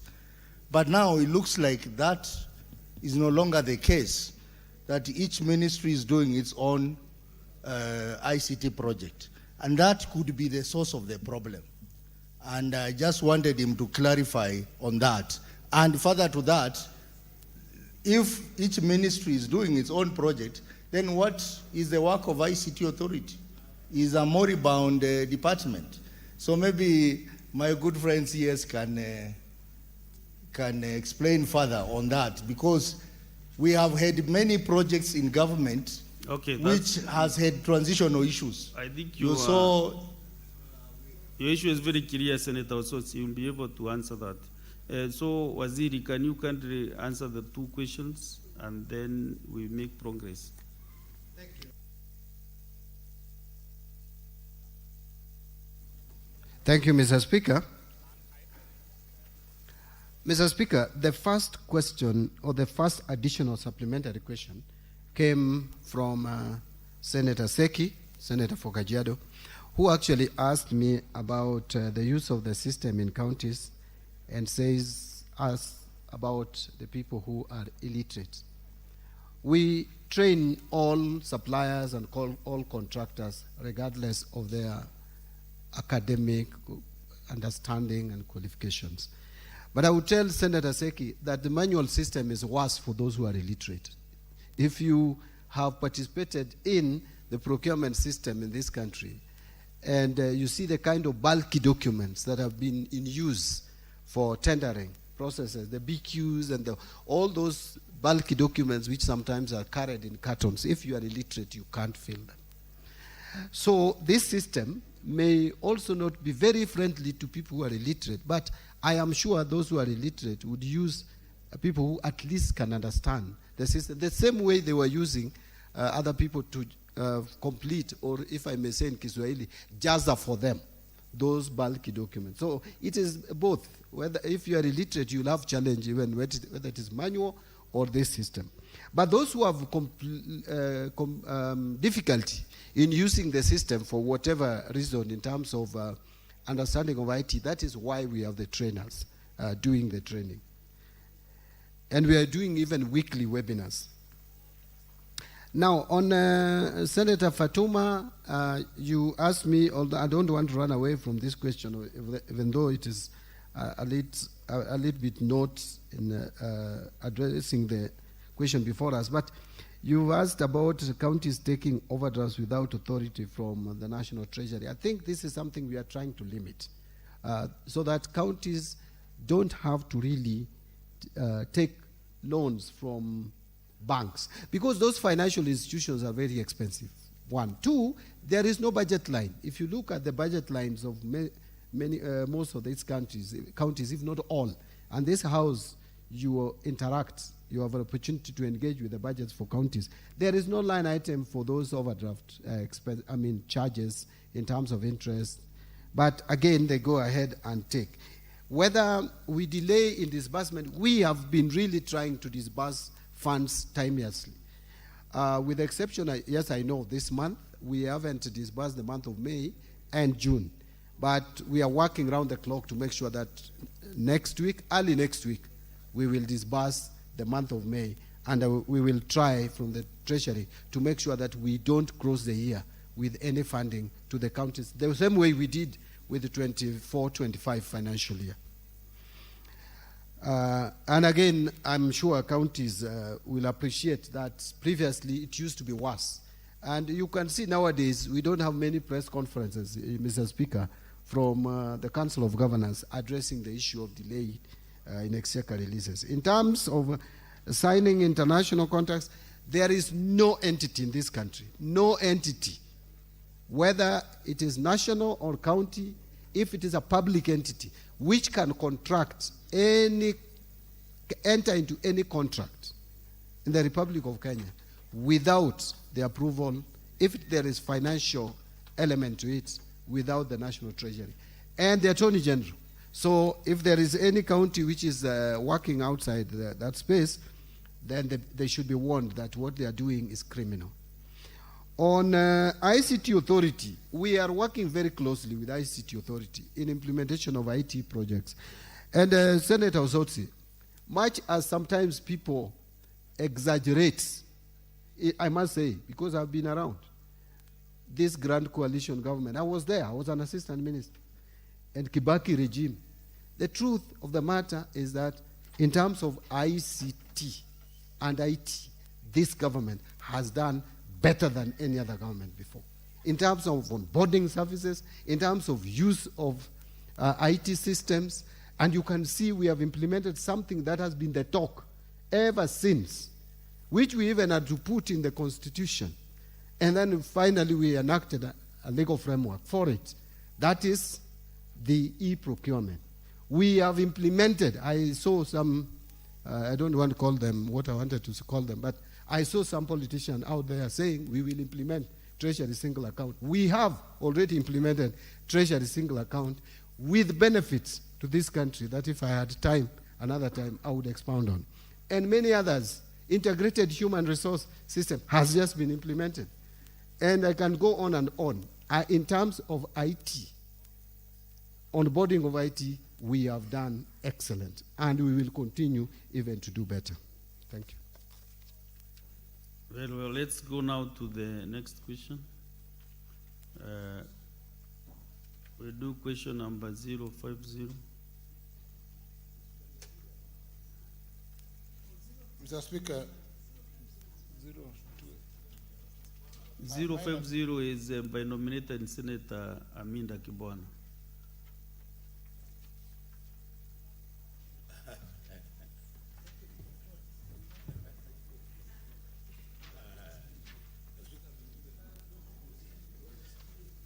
Thank you, Mr. Speaker. Bwana Waziri, welcome to the Senate. I have about 4 questions for question 050. One, Bwana Waziri, could you provide a status report on the implementation of Kenya Vision 2030 Development Blueprint and outline the factors that have contributed to delayed achievement of targets in certain sectors? B, what corrective actions is the government taking to accelerate the delivery of targets in the underperforming sectors and ensure that the remaining period to 2030 yields measurable and equitable development outcomes in line with the blueprint? C, has the government commenced the formulation of a post-2030 national development framework?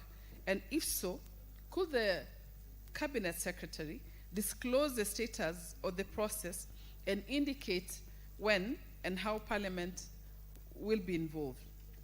D, could the Cabinet Secretary also state the policy and institutional interventions that the government is considering to strengthen long-term national planning, monitoring and evaluation, fiscal alignment, and accountability in the implementation of national development plans? Thank you. That is, should I go to 051 or should I stop there first? Bwana Speaker. Are they Thank you. deleted? Are they deleted according to you? No, they are two different ones. Okay, let him answer that one. Thank first. 050. Honorable CS. Thank you, Mr. Speaker. Mr. Speaker, it's a long response, but I'll try to move through it quickly, maybe summarizing. Mr. Speaker was requested or asked to respond to implementation of the Kenya Vision 2030 Development Blueprint and outline the factors that have contributed to the delayed achievement of targets in certain sectors. Status report. Mr. Speaker, the Kenya Vision 2030 was conceptualized as the country's long-term development blueprint aimed at transforming Kenya into a newly industrializing, middle-income country, providing a high quality of life to all its citizens, anchored on economic, social, and political pillars and supported by critical enablers and macroeconomic foundations. However, progress has been uneven with persistent challenges in achieving inclusive growth, deepening structural transformation, and strengthening governance systems. Mr. Speaker, under the economic pillar, it was designed to achieve sustained economic growth of 10% per annum through the transformation of key sectors, which include agriculture, manufacturing, tourism, trade, financial services, business processing, outsourcing, the blue economy, and extractives. Its vision was to position Kenya as a globally competitive and prosperous economy. So significant gains have actually been made or recorded across these sectors. In agriculture, for example, interventions such as the fertilizer subsidy program, which has supported over 5 million farmers, and the expansion of irrigation schemes, including Galana Kulalu and Mwea, have enhanced productivity and reduced dependence on rain-fed agriculture. This is reflected in the increase in land under rice paddy irrigation from 9,626 hectares in 2007 to over 48,000 hectares in 2025, while rice production rose from 32,000 metric tons to 303,000 tons, that is almost 10 times, over the same period. The sector's contribution to GDP has increased from 16.3% in 2008 to 23% in 2025, underscoring its continued strategic importance. Agricultural value addition also expanded significantly, with agricultural value added rising from 491 billion to 4 trillion, while textile yarn exports increased from 551 tons to over 2,000 tons, demonstrating the growth or growing strength of agro-processing and manufacturing linkages. Under tourism, flagship projects focused on diversification beyond traditional beach and bush products through the development of resort cities and promotion of conference, cultural, and ecotourism. Following the disruptions caused by the COVID-19 pandemic, Kenya successfully diversified tourism beyond traditional wildlife and coastal products into conference tourism, ecotourism, and cultural tourism. International arrivals recovered strongly to 2.55 million visitors in 2025, surpassing the pre-pandemic peak of 2.5 million arrivals recorded in 2019.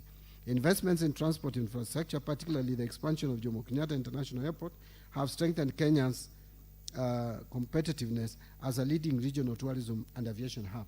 I wish to add that the Bomas Conference is coming up just across here, which is a major achievement for this government, and that will help us in encouraging and promoting conference tourism, which has been sluggish.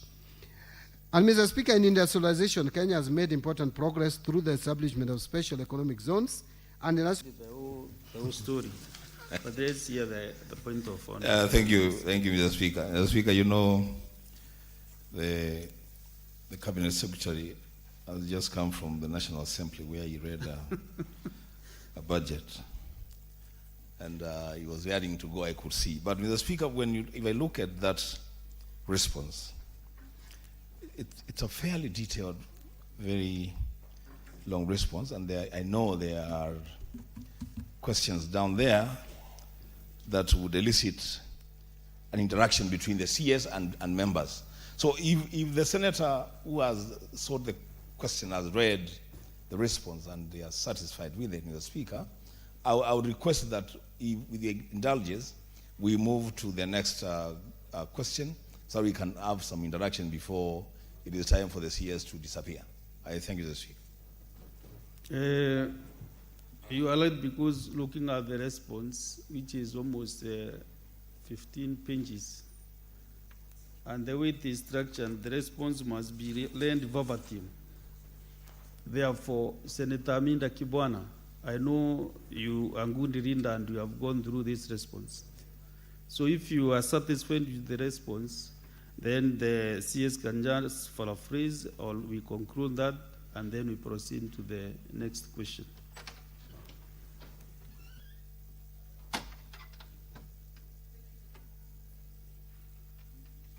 Give her the mic, kindly.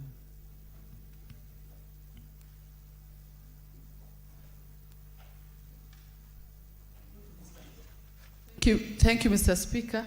I want to thank Senator Wambua for his concern. I concur with him.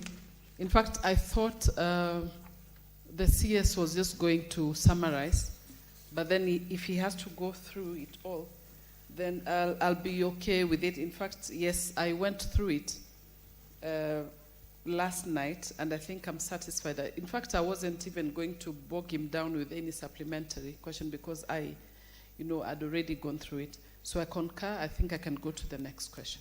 Unless if there is any other member. No, senator. that's why I wanted to give my colleagues Yeah, space that's for the what- supplementary unless if there is question. any other senator who has a supplementary question. The responses are in our gadgets, so I think we can be able to, you can access the response, and then if there is any member with a supplementary question, can ask. Senator Sifuna. Mr. Speaker, you know this government likes long stories, but the devil is in the detail. So, CS, you have mentioned your project at Bomas, and I am sure he has heard the concerns of Kenyans and environmentalists in particular about the hiving off of a section of Nairobi National Park to essentially put up a parking lot for that project he's talking about in Bomas.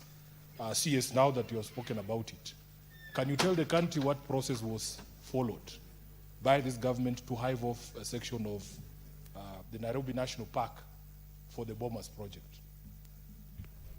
Senator Ososi. Thank you, Mr. Speaker. Mr. Speaker, I have managed to quickly peruse through the long response. And in the response, I haven't seen much about other plans which successful governments have come up with and their effect on the Vision 2030. For example, during Uhuru's time, there was a Big Five plan, and then now with this government, there is a phenomenon called bottom-up economic transformation. So I think the CS can enlighten us on the effect of these successful plans on the Vision 2030. How has that slowed down the implementation of Vision 2030, or how has that made Vision 2030 be successful? Because the impression that we're getting, Mr. Speaker, is that the successful government actually ignored Vision 2030 and came up with their own plans, which interfered with Vision 2030. Thank you, Mr. Speaker. Mr. Speaker, on issue raised by Senator Sifuna, the government likes long statements. I thought a government that is accountable must give as much information as is necessary. So as how you use that information now is subjective. It doesn't have to be standard. Those who support the government will use it differently. Those who oppose the government, like Senator Sifuna, will also use it. And that is the value of democracy. And that is what I've provided. So, and I've given details until... Avoid really interacting. And Mr. Speaker is asking for details. I've given details until he's complaining, and then he's asking for details. Because so if you go that route, I might be not able to safeguard you see, also... so maybe answer the questions the way they are asked, and then... Yeah, so I'm just responding to his question. He's talking about details, and I'm saying I have given the details. If the details is too much, then you choose what to use. Now, on the issue of bombers and hiving off of the Nairobi National Park, there is a procedure for hiving off Nairobi National Park. If that is the procedure that you're asking, I am glad to bring it to this house. But I didn't know I would be asked on how the process of bombers was arrived at. If I was asked, I am very competent and capable of coming back here and facing the Senate and addressing that issue. And I will be glad to do it. Or even my colleague in the line ministry would still do it. On issues raised by Senator Osotsi, on the Big Five agenda and the better, I think there's a bit of a confusion between a vision and policy. The vision of this country has not changed. The vision of this country is still Vision 2030, and in that vision, it is clearly stated what needs to be achieved. One of them is economic growth of 10%. And to achieve that economic growth, it is clearly spelled out what needs to be done. Now, the policy, a government, any government campaigning, will now have to develop policy around the vision of the country. And vision is vision. You are visioning, or you want to see something happen in a period of time. Now, policy will help you move to that vision. And that is exactly what Uhuru government had their own plan. Now, in this government or administration, it is a bottom-up economic transformation agenda, which has 5 pillars, and which talks about agriculture, which talks about MSMEs, which talks about healthcare, it talks about housing, and finally, digital superhighway and creative economy. On these 5 pillars, the government is implementing a number of strategies and policies to make sure that we actualize the bottom-up economic transformation agenda that will now lead us to the Vision 2030. And I have enumerated in this my response. Under agriculture, I have talked about the fertilizer subsidy, I've talked about the revival of various sectors of the economy, including tea, how we have supported coffee. We have revived the coffee production.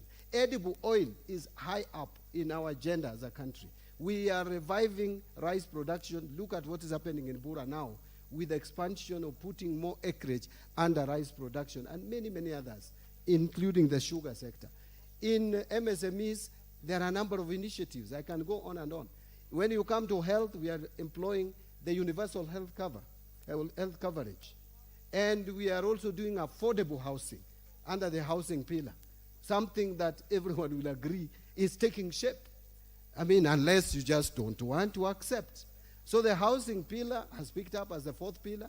The digital superhighway and creative economy. I have again told you, if you listen to my budget speech, I talked a lot about initiatives that we are putting in place to promote and support creative economy. So in a nutshell, there is no inconsistency. There is no dropping of Vision 2030. It remains our anchor vision. We are just thinking of now that it is coming to an end. Then what is the next vision?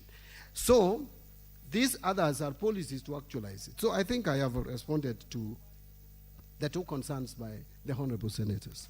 Maybe, Honorable CS, you give a commitment when you can provide the issues raised by Sifuna. No, I've also asked I've also directed the CS or asked him to give us a timeline when you'll be providing that information on the hiving off of the forest, Ngong forest. Mr. Speaker, I don't know whether that communication will come formally, but I'm ready to prepare the response, get it even from the relevant ministries. In 2 weeks, we can submit that response in writing. I've noted 2 weeks, Senator Sifuna. Is it on the same supplementary question or a different matter? You know, Speaker, we will not allow... If it is a different matter, of course, I won't be able to give you I just want to make something clear, Speaker. Verbosity is not detail. If you just throw around words that don't give specific answers to specific questions, you can see he doesn't have an answer to my question. But he said he will prepare for your question. He has long stories about housing. In 2 weeks' time, which is okay. That is how we conduct the CS business. will not get away with this. We want answers to the concerns of the public, not just stories about housing. Senator Sifuna, you are not a stranger in this Senate. If you ask a CS a question and he has no answer that particular time, he is given time to provide. Yes, but Speaker, so what it came from his own response. It came from the same response. I was around when Vision 2030 was prepared. I don't remember. That is why I'm saying I'm not giving you a leave again to ask another supplementary question. Just a minute, Speaker. I don't remember the hiving off of Nairobi National Park being part of Vision 2030 for these projects. So when he speaks about it, he should give us details. So I'm happy I said he'll answer in 2 weeks. But let him not write me long paragraphs. Just give us the procedure that was used to hive off the park. That's simple.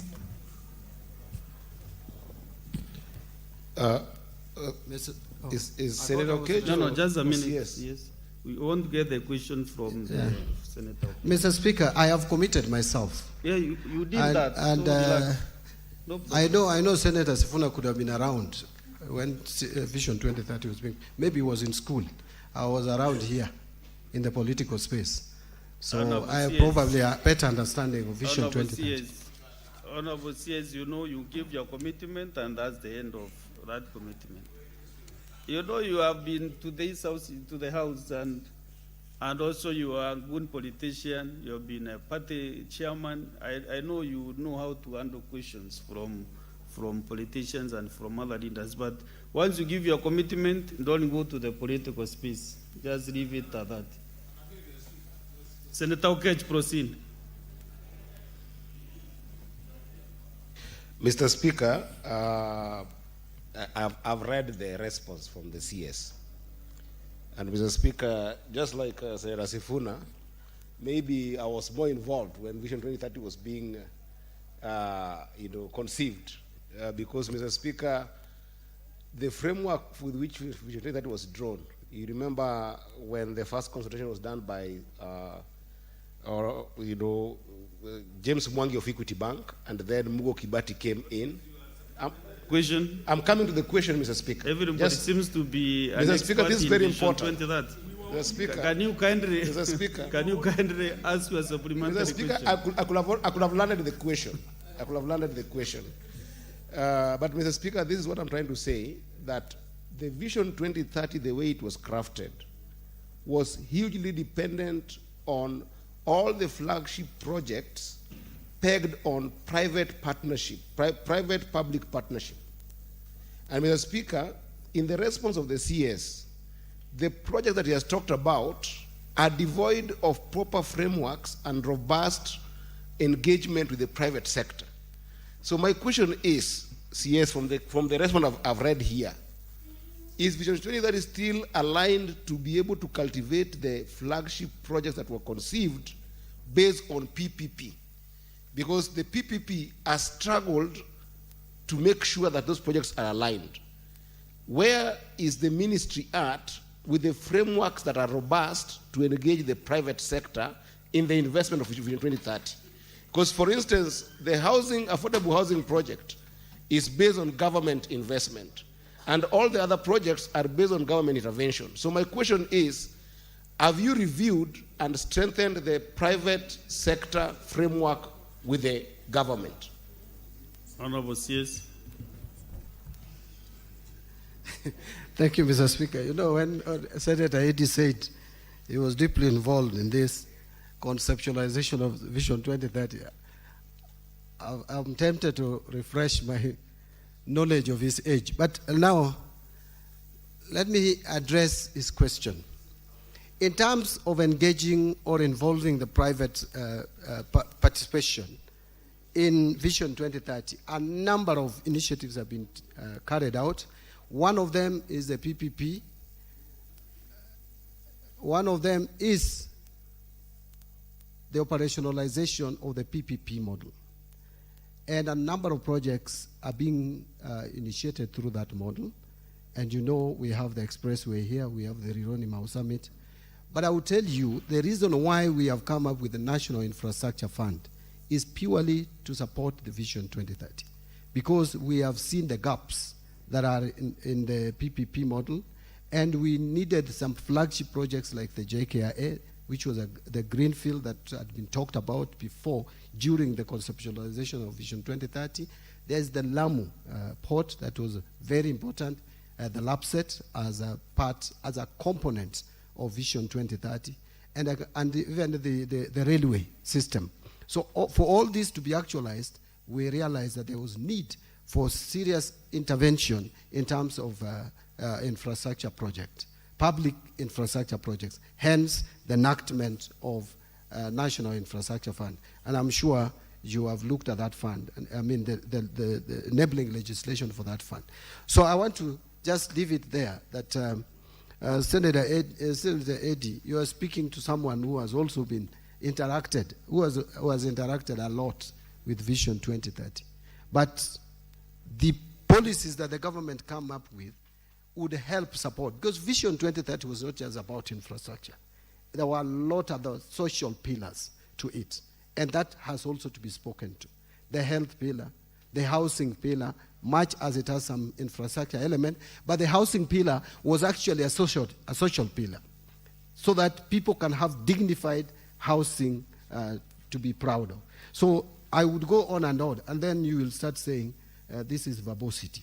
But I will tell you, Senator Eddy, there is nothing verbose about this. It is about facts. It's about and I've just presented those facts to you. But you see, you cannot choose for the listener how to interpret your facts. It's informed by a number of things, maybe personal biases, political interests, and again, this is a political house. Thank you very much, Mr. Speaker. We now go to the next question. Senator Aminda Kibona, 051. Very fast, and then we come to Professor Gender question. My question on number 051, Mr. Speaker. Bwana Waziri, does the National Treasury maintain a tracking system on the resolution of concerns by the Auditor General regarding the application of public funds by the national government? And if so, could the Cabinet Secretary provide an update on the resolution status of reported audit concerns? B, what enforcement framework exists to ensure that audit concerns are resolved promptly by the relevant ministries, departments, and agencies, MDAs? C, could the Cabinet Secretary indicate whether recurrent, qualified, and adverse audit findings lead to mandatory corrective action plans, budgetary consequences, and decisive action against responsible officers, among other sanctions? And D, what reforms is the ministry considering, including lessons from jurisdictions with stronger public finance follow-through systems, to ensure that audit work translates into timely corrective action? I thank you, Mr. Speaker. CS, proceed and give your response. Thank you. This one is not too long. So, Mr. Speaker, I will respond as follows. We know that Article 226(2) of the Constitution states as follows, that the accounting officer of the national public entity is accountable to the National Assembly for its financial management. And the accounting officer of a county public entity is accountable to the County Assembly for its financial management. Now, under Section 204, 1G of the Public Finance Management Act of 2012, it says that the Cabinet Secretary, National Treasury, and Economic Planning may apply sanctions to a national government entity that fails to address the issues that are raised by the Auditor General to the satisfaction of the Auditor General. So the National Treasury has a parliamentary liaison officer or office with a structured mechanism to track and report back to Parliament the implementation status of resolutions adopted by the National Assembly. These are compiled in a document that we call Treasury Memorandum. This Treasury Memoranda document, the implementation status of the National Assembly resolutions on audit issues are submitted for all voted national government entities and funds. In practice, the tracking system for the resolution of concern raised by the Auditor General is as follows. After the National Assembly resolutions on national government audit reports are received, the National Treasury transmits the same to all accounting officers, instructing them to provide implementation status within a certain time frame. Then the National Treasury reviews and consolidates this information and tracks progress on implementation. The national government entities must regularly report on the status of unresolved issues, including recovery of funds, disciplinary actions, or any system improvements required. Finally, the National Treasury then transmits the implementation status through the Treasury Memorandum to the Clerk of the National Assembly. There are challenges to this process, however. One, accounting officers are accountable to the National Assembly and not the National Treasury as per Article 226 of the Constitution. Two, Section 74(2) of the Public Finance Management Act 2012 states that if a Cabinet Secretary responsible reasonably believes that an accounting officer is engaging in or has engaged in improper conduct, then the Cabinet Secretary shall take such measures as may be provided in regulations or refer the matter to the relevant office or board in terms of the statutory and other conditions of employment. So, Mr. Speaker, there are reforms that we have instituted to specifically or to specify the measures in the regulations. Under Section 95 of the PFM Act, the Cabinet Secretary, if the Cabinet Secretary finds a national government entity to be in serious or persistent material breach of its obligations of financial commitments, then Cabinet Secretary shall determine the reasons for the breach and assess the national government entity's financial state. That section needs to be amended to conform to Article 225 of the Constitution that reads that the Public Finance Management Act provides for sanctions that the Cabinet Secretary, National Treasury, may impose on accounting officer for failure to address issues raised by the Auditor General. Then these sanctions include the stoppage of funds, which the Cabinet Secretary may impose. And, of course, I want to add that the Cabinet Secretary may withdraw the role or designation as accounting officer. Now, what enforcement framework exists to ensure that audit concerns are resolved promptly by the relevant ministries, departments, and agencies? The legal enforcement framework is set out in Article 2262 of the Constitution, Mr. Speaker, which holds all accounting officers accountable to the National Assembly. Section 74, 95, 204 of the Public Finance Management Act provides sanctions that the Cabinet Secretary for the National Treasury may impose on individual officers or public entities subject to the fulfillment of a legislation criteria. Now, I'm also asked to indicate whether recurrent qualified and adverse audit findings lead to mandatory corrective action plans, budgetary consequences, and decisive action against responsible officers. Mr. Speaker, there are several reasons for recurring qualified and adverse audit findings in the public sector. These include institutional culture, technical competence, delays in production of asset ownership documents, and internal controls. Others are delayed audit opinions, which come several years, financial years later. So the National Treasury also holds biannual training with all public sector accountants, sensitizing them on the resolution of audit issues included in the financial reporting templates as approved by the Public Sector Accounting Standards is a section on the disclosure of outstanding audit issues and their resolution. We confirm that the National Treasury has used the sanctions provided for in Article 225(3) of the Constitution and Section 204 of the Public Finance Management Act sparingly in favor of service delivery. We have applied it sparingly.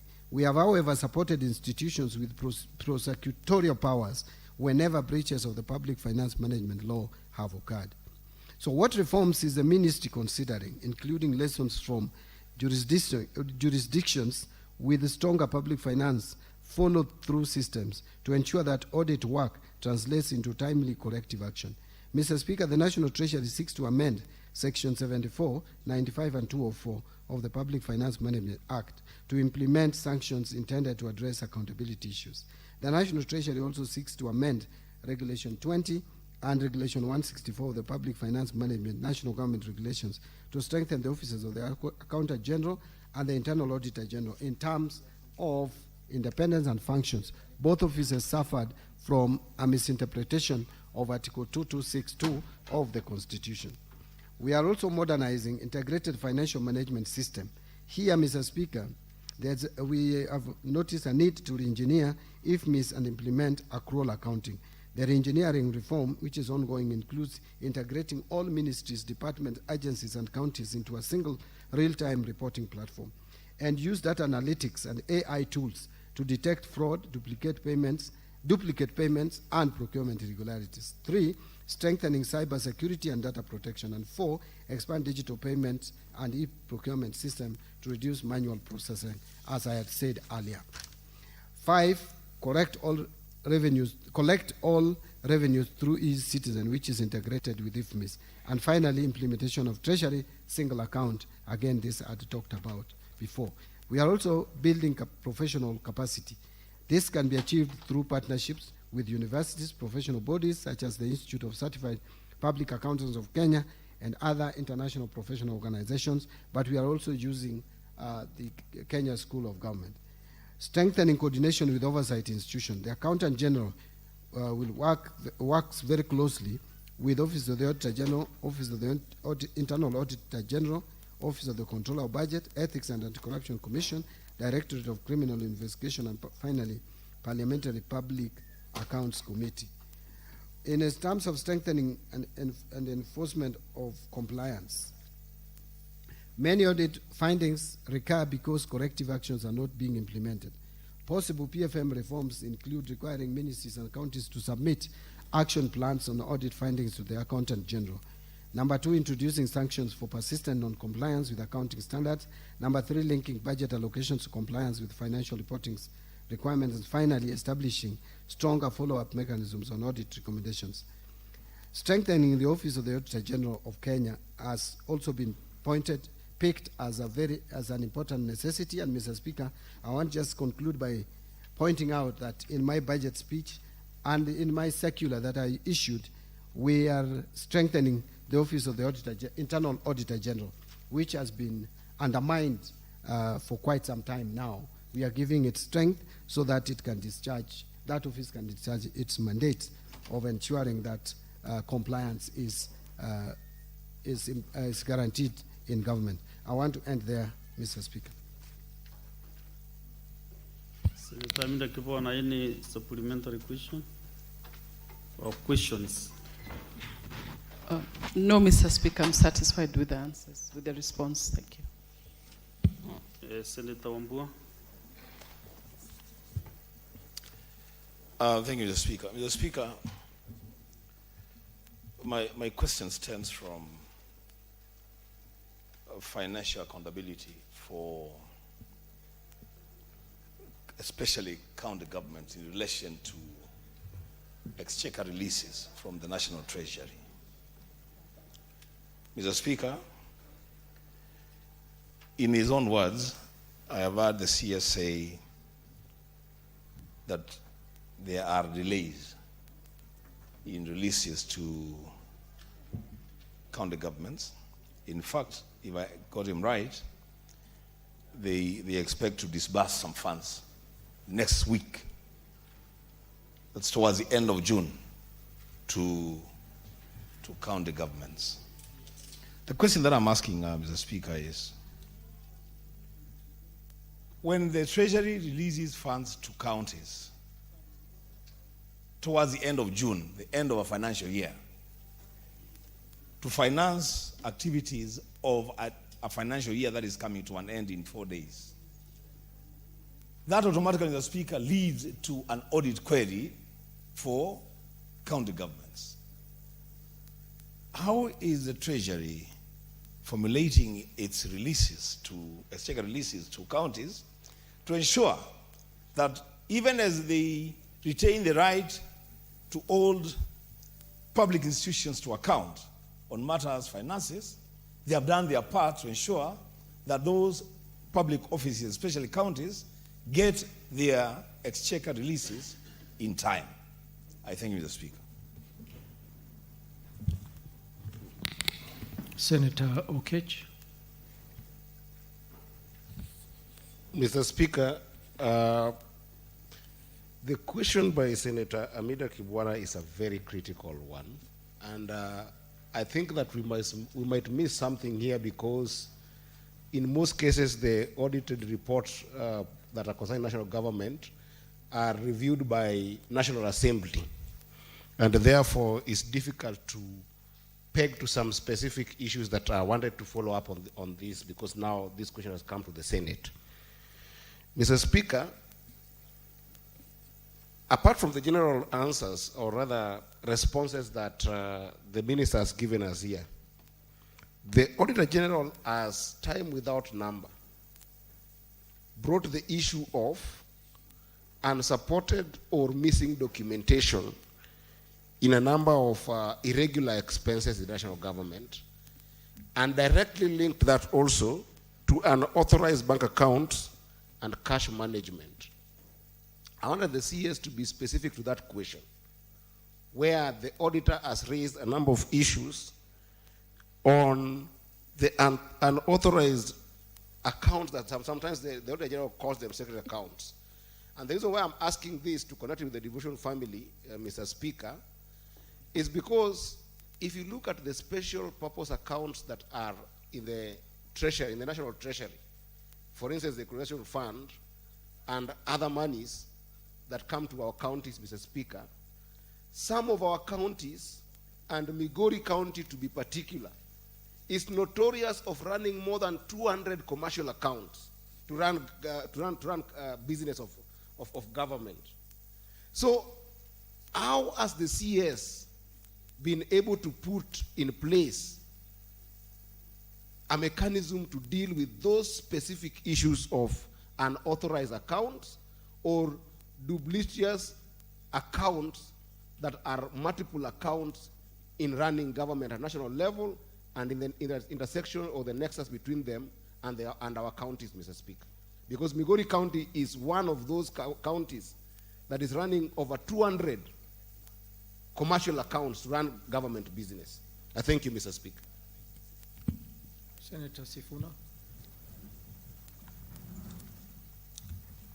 Waziri, we have had conversations with you in the County Public Accounts Committee, and the question is related to what Senator Wambua has raised here.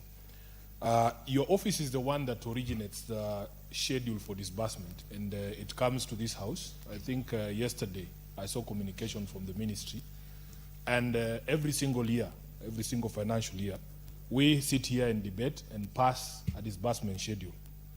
Waziri, is there any need for us to continue passing that law, since your ministry has never complied with the disbursement schedule that we pass here?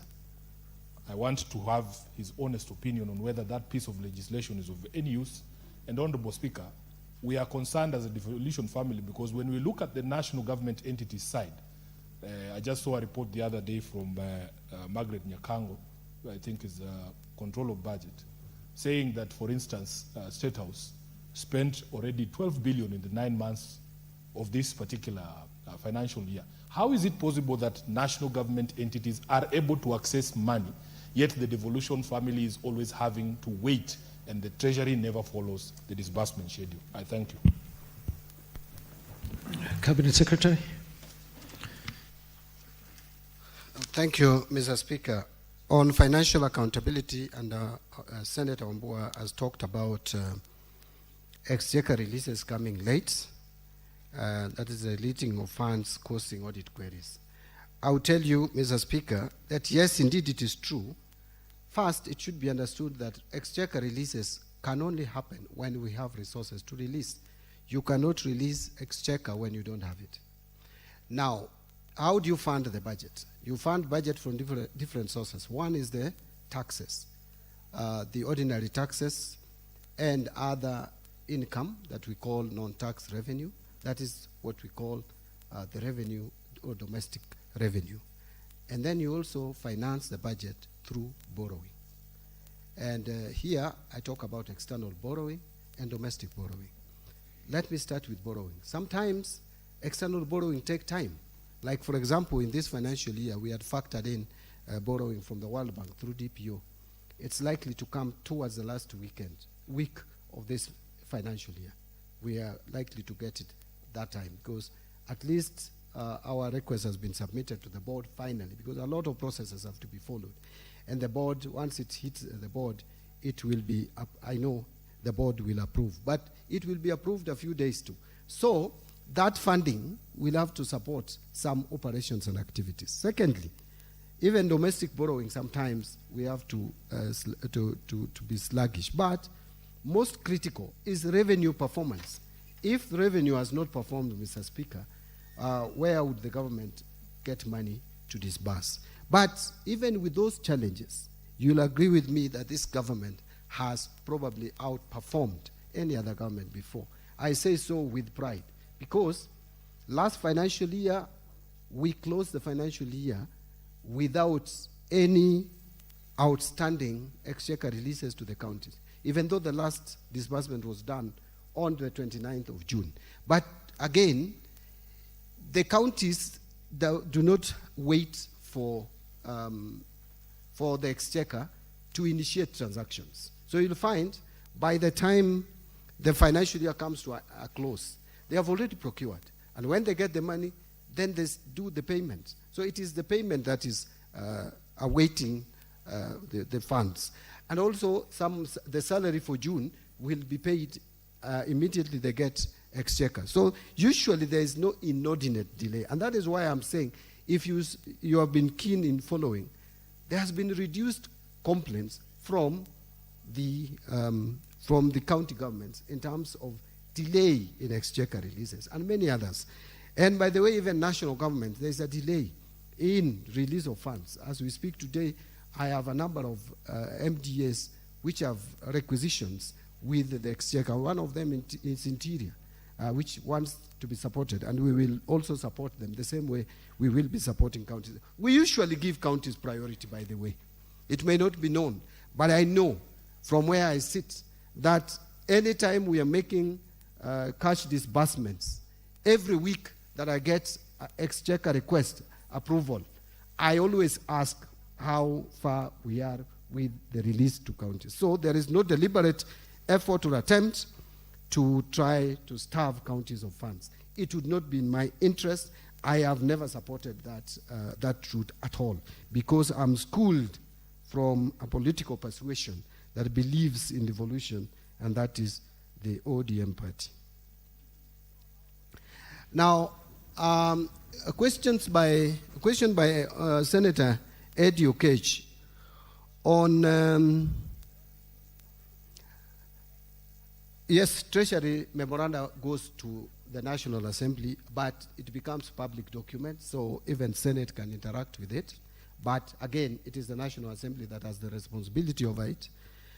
In terms of missing documents and supported documents, I have chaired the Public Accounts Committee, and I have also been a member of Public Accounts Committee for 5 years, and I've been a member of Public Investment Committee for 5 years, and I have been in the Budget Committee, which used to deal a lot with implementation of budget, and we were able to see some of these things. So missing documents, there are a number of reasons. Sometimes the mistake, a lot of times, the mistake is on the accounting entity, where the staff in the finance department are generally unconcerned, don't care much about audit, and that is coming to an end. Actually, it is reducing, because now there are sanctions that are being applied to those accounting or to those officers.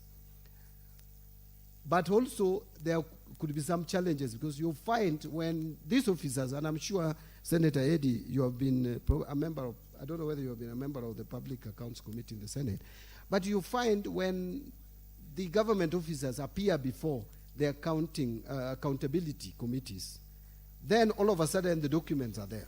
So either it is because of the accounting officers just being negligent, or you also find that the auditor who was auditing actually was given this document, but the supervisor overruled any additional information. So the documents are there, but they were not factored in the final audit report. We haven't encountered those. And I think something needs to be done to streamline that. But you can see consistently audit queries are coming, audit queries are thinning by the day. In fact, most government units now are getting an unqualified audit report, what they like calling clean. But I say there's nothing clean in accounting. It's only that they are unqualified audit reports. On unauthorized bank accounts, yes, I will agree with you. But I think the problem here is we probably need to amend the law, because the law as it is today allows CEC members in charge of county treasuries to open commercial bank accounts. It doesn't state how many.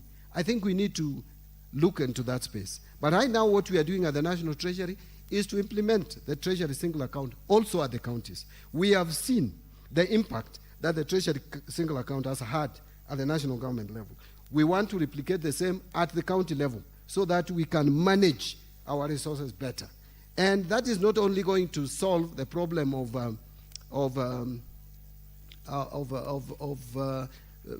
counties having multiple bank accounts, but it will also help in solving the problem of cherry picking invoices, the Treasury single account.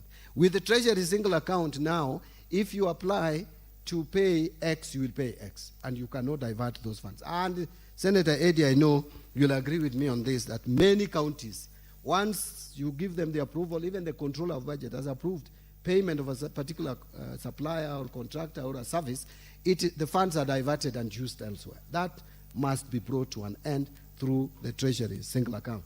And I hope the Senate will also help us. And Parliament should help us also, because Parliament should also embrace this Treasury single account, even through the Parliamentary Service Commission.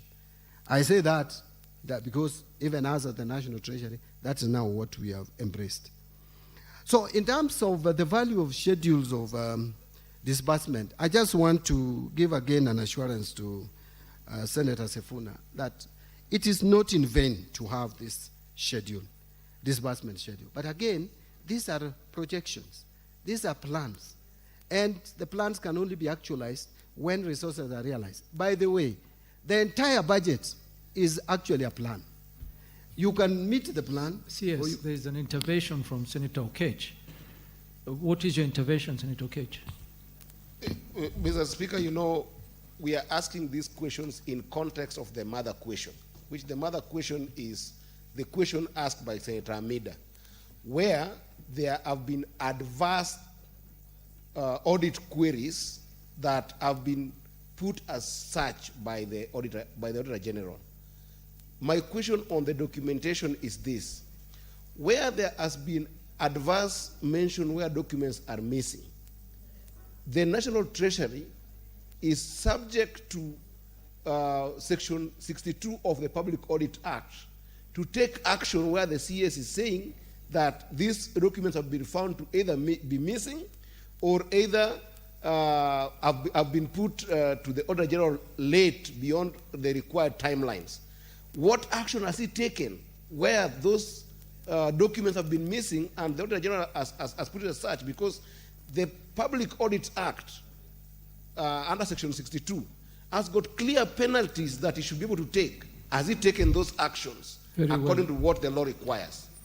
Very well, Senator. CS, I think Eddie just wanted clarification on his answer.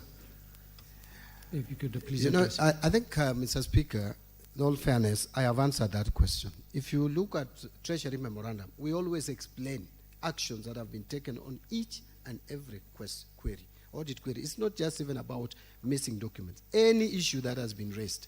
And a lot of disciplinary actions have taken place. By the way, I would maybe tell Senator Eddie, I've chaired Public Accounts Committee, and we have cleared many of these audit queries at that space. That's why it is important that you allow the National Treasury to go through this process, because it's the primary oversighting body in terms of audit queries. Then once they do their report, then it means that now that is the final report, and the Treasury has to make sure that all the recommendations that are taken have been implemented. Unless there is a specific issue that you are asking whether we have dealt with in terms of discipline or anything, we have taken a number of disciplinary actions on the staff, some through HR and others. So I think I've just finished by addressing the concern or the issue that was raised by Senator. Very well. For Nairobi. Senator Sifuna, I want to advise senators, let the CS finish all his supplementary questions, to answer all his supplementary questions, then we can have intervention after that, if there's clarification or anything of that. So proceed, Cabinet Secretary. I think, Mr. Speaker, I'm done with the question, unless... the Sifuna question I'd already addressed, unless there's... Yes. Very well, then we'll take some intervention. I think Sifuna has a clarification. Proceed, Sifuna. Senator Sifuna. So, Speaker, I think the frustration we have had as a family of devolution, and you can hear even the frustration of the public there, that we have serious problems in the counties, but we just seem to be talking and there's no action. What the Constitution speaks about under Article 225, and we have had this conversation again when the CS has appeared before our County Public Accounts Committee, is that you have the powers as a Cabinet Secretary for Treasury to stop funds going to counties where there is persistent material breaches. Persistent material breaches. We are not talking about small issues like failure to produce documents and the others.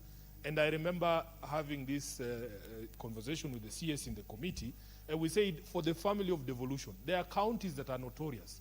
Every single time they are getting adverse reports on their financials. What we need for the family of devolution from you, CS, we just want, in fact, we had agreed with you that we do just 10 counties, or even just one. If you just stopped money going to these counties that are persistent material breaches, the rest will follow. I think that is the expectation we have from him as a Senate. Cabinet Secretary.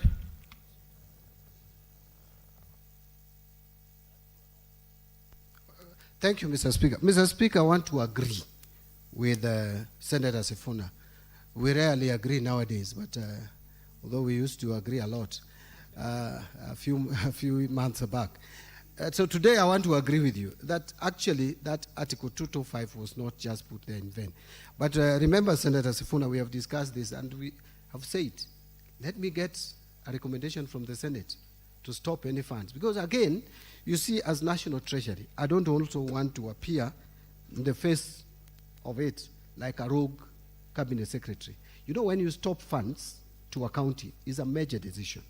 And it has political implications, it has social implications, it has economic implications. So it's not something that I would just do, even if there are material breaches. I would expect the Senate, through the committee where Senator Sifuna, I believe you still sit in the committee chaired by Senator Kajwang. If I get recommendations, even on one county or two, then we will deal with it based on the provisions of the law. I am not afraid to deal with it because it is the resources of the people of Kenya that we are protecting. So I agree. Again, I want to repeat, I agree with Senator for Nairobi. We rarely do nowadays, but this is one of those rare occasions. Very well. Senator Wambua, what is your intervention? It's a good thing to hear that the CS is agreeing with Senator Sifuna. But no CS beyond just agreeing with Senator Sifuna. There's a fact that we seem to be running away from. Mr. Speaker, the CS Treasury is perhaps the only CS in the cabinet who has executive powers to manage economic and fiscal policies, of course with parliamentary oversight. The question that I asked about exchequer releases and related to the disbursement schedules that Senator Sifuna talked about, I was expecting a response that provides a way forward. Not a response that says we have improved. Because improve what? What's the improvement? I expect to hear that before we hold the county government of Kitui to account for mismanaging their finances, those finances were made available to them in good time to make financial decisions, to roll out projects, and now you have messed it. The CS, I just said as I conclude, I said that he needs a name. He just needs a letter, communication from the Senate to stop disbursements to a single county as a lesson to others that are misbehaving. Now, Speaker, if my memory serves me right, just a few months ago, Meru was on the table of the Treasury. There was a move against Meru to stop disbursements. And I'm not saying you should, because when you stop disbursements, what it means is that you're punishing the people of that county on account of misdeeds of one individual called a governor. But that matter came before the Treasury. What decision was taken? They said, no, we cannot touch this. So, Speaker, let's not just respond to questions by ticking boxes. Let's give responses, especially from the CS Treasury, with executive power, responses that provide a way forward for devolution and for this country. I thank you, Mr. Speaker. Cabinet Secretary. Thank you, Mr. Speaker. Mr. Speaker, again, indeed, I want to agree with Senator Wambua that CS National Treasury has some executive powers. And I thank the people of Kenya for making me that cabinet secretary now, and the president. But again, the power is with the people. Actually, the absolute power is with the people, not even the cabinet secretary. So as you exercise that power that you have, you must exercise it with caution. And you must understand that it has implications. And that is what I'm trying to do, so that later on, I am not accused as one of those cabinet secretaries who sat at the National Treasury and became rogue. Now, regarding, I think we should not mix these two issues. There is the issue of exchequer releases, which is a substantive issue and is a critical one, and the issue of mismanagement of resources at the county. In fact, if money has not been received by counties, it cannot be mismanaged, because they don't have money to mismanage anyway.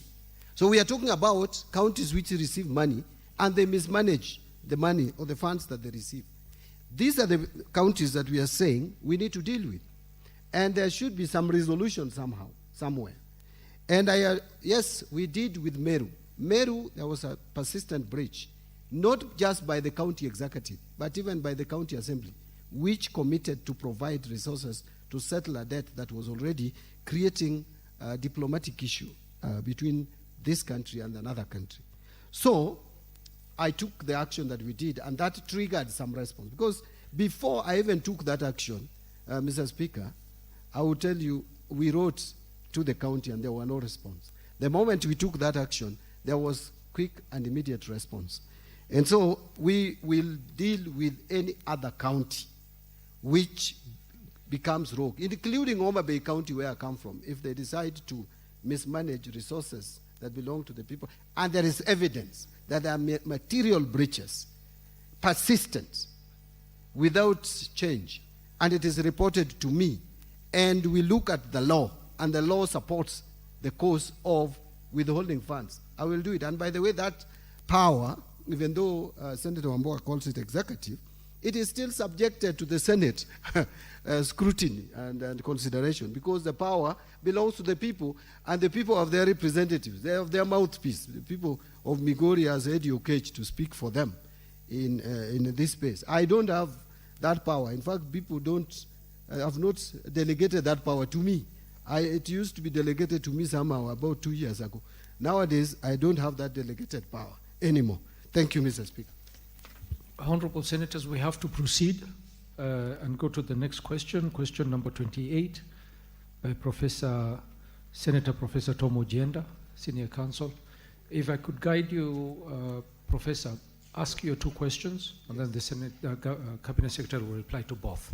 Thank you, Mr. Speaker. Mr. Speaker, I have two questions, question number 28 and question number 29. Question number 28, addressed to the Cabinet Secretary, National Treasury and Economic Planning. Part A, could the Cabinet Secretary outline the fiscal and other policy interventions by the government to address the slow growth in agriculture, construction and services sector, and its ripple effect on employment levels and county level fiscal performance, amongst others? Part B, could the Cabinet Secretary also outline the safeguards in place to ensure that the government's fiscal consolidation program does not undermine the state's obligation under Article 43 of the Constitution, which guarantees specific economic and social rights to every person? Question number 29, Part A, could the Cabinet Secretary provide information on Kenya's current stock of domestic and external debt and disclose the debt to GDP ratio? Part B, what measures are in place to ensure that funds raised through borrowing are utilized effectively and translate into tangible development outcomes across the country? Part C, could the National Treasury consider developing a publicly accessible tracker that links each debt facility to its corresponding development outcomes? Thank you, Mr. Speaker. Cabinet Secretary. Thank you. At least, Mr. Speaker, these two questions I have tried to condense them into 5 pages, so I will move quickly through them. Mr. Speaker, the first question is about intervention that the government is taking to address the slowed growth across various sectors of the economy. I want to state, Mr. Speaker, that in our 2026-27 economic outlook, we are preparing, or we prepared our budgets, which have been shaped by heightened global uncertainty following the outbreak of conflict in the Middle East in late February 2026. But in addition to this, we are just recovering from drought, and we are still dealing with the effects of the Russia-Ukraine war. These conflicts have disrupted global commodity markets and weakened investor confidence. We have seen from February the investment in the Nairobi Securities Exchange going down. So the gains that we have realized before are being reversed from strong, are being reversed. But even though the global outlook remains fragile, with risks tilted to the downside, particularly from potential escalation of the conflict, I hope the recent indications will continue that the war is likely to end, and disruptions of critical energy transit routes, such as the Strait of Hormuz. Consequently, the global growth has been projected downwards to 3.1% in 2026 from 3.2%, from 3.4% on average. But Kenya's economy still continues to demonstrate resilience despite facing these elevated external risks.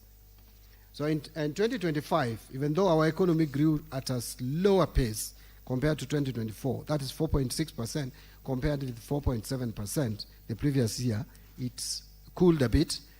All the sectors registered positive growth. I wanted to mention that. All the sectors registered positive growth. Unlike 2024, when we had a number of sectors which registered negative growth, like construction sector, mining and mining sector, all the sectors in 2025 registered positive growth. Some at a slower rate, of course. Worst it was agriculture, because in the final quarter of the year, agriculture slowed drastically because of the drought that began in September. So the growth outlook of 2026 continued to be affected by these external risks, which are transmitted through higher global oil prices that rose from an average of $63 US per barrel to $103 US per barrel, thereby increasing inflation and again putting pressure on our foreign exchange, although we are very lucky because we had taken steps to have enough forex reserve which has cushioned the shilling. We have not seen a depreciation of the shilling as it would have happened. Against this backdrop, we have revised our economic outlook downwards to 5% from 5.3% that had been earlier indicated.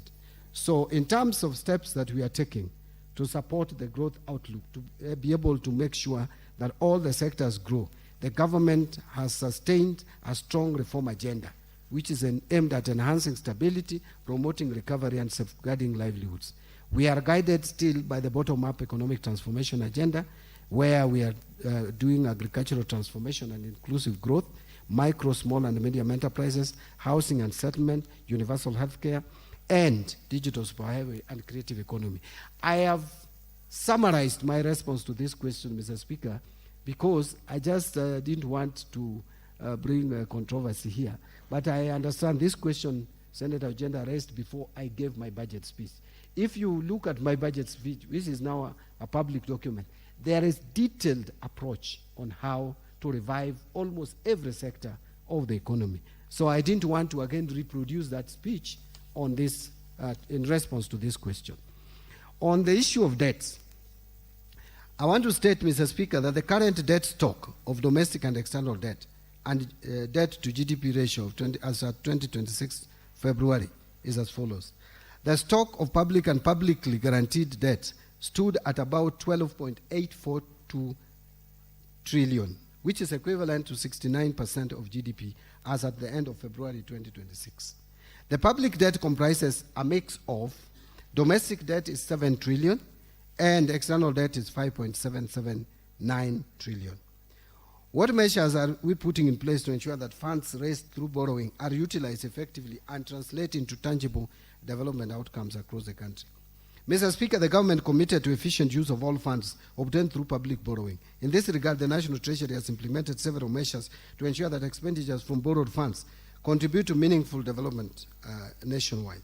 One is the enabling legal framework, that is Article 201B of the Constitution, and I don't want to read it again.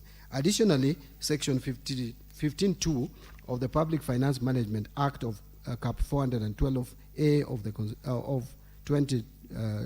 2012 mandates the national government borrowing to be solely used for financing development expenditure. The government remains committed to complying with these legal provisions. Then we have robust PFM systems, the IFMIS system. This system ensures that funds, including borrowed resources, are used as appropriated by the National Assembly and for the designated purposes. Then we have program-based budgeting. Now we are moving to zero-based budgeting. This is the first year that we have started implementing zero-based budgeting. On the development of a publicly accessible tracker that links each debt facility to its corresponding development outcomes. The National Treasury is developing the Development Partners Management Information System, and this, I also spoke to it in my budget speech, which is a one-stop digital platform designed to enhance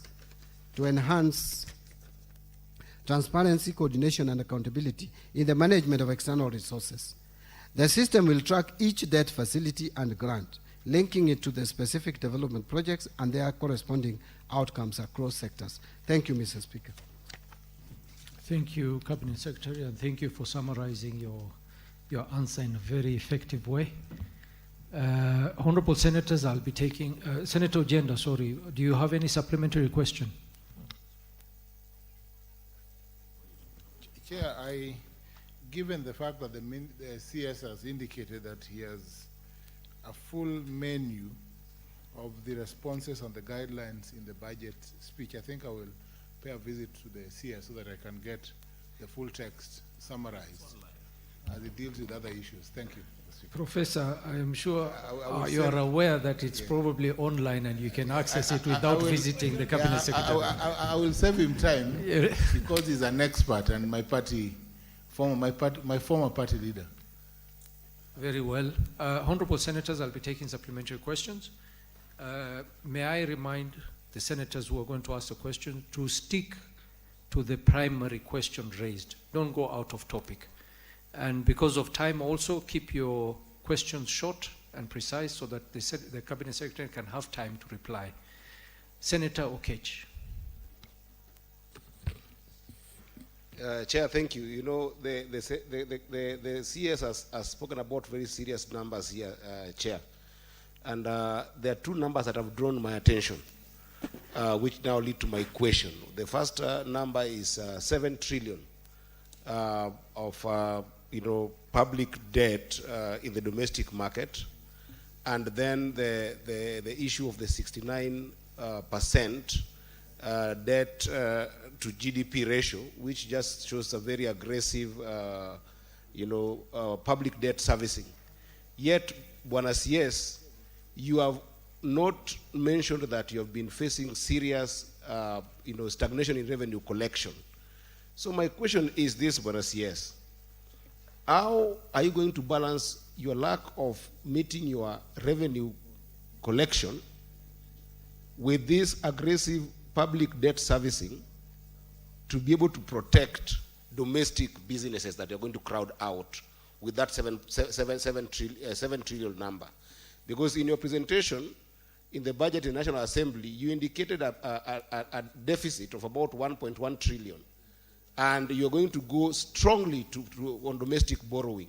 How are you going to help this farmer from Migori in the agricultural sector who cannot be able to borrow from domestic market to be able to put cages in the lake?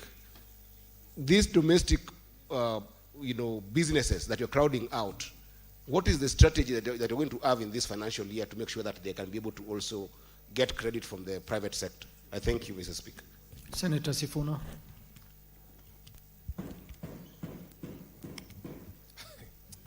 Again, Waziri, the problem that I have with some of these responses is that they actually don't answer the question that has been asked by the Senator. Speaker, I want to take you to the response to question number, just a minute, question number 28 by Professor Ojenda. And the response at page 5, for instance, when the CS is addressing the question of manufacturing. As you know, I was in Thika just this weekend, and growing up, we knew Thika to be an industrial town. You will see in the response there the CS saying that to revitalize manufacturing, the government is implementing a strategy aimed at lowering the cost of production. And if you go to bullet number 5 there, he talks about improved access to affordable energy and infrastructure for industrial enterprises. Now, Speaker, go to the very next paragraph, paragraph 13, where now we are talking about affordable energy. And the CS says the government has prioritized stabilization. Prioritizing stabilization cannot be what lowers the cost of energy, Honorable Speaker. If you look across the continent of Africa, Kenya has one of the highest rates of cost in terms of the amount it takes for you to buy 1 kilowatt hour. We have one of the highest in the region. We are doing upwards of 33 shillings per kilowatt hour.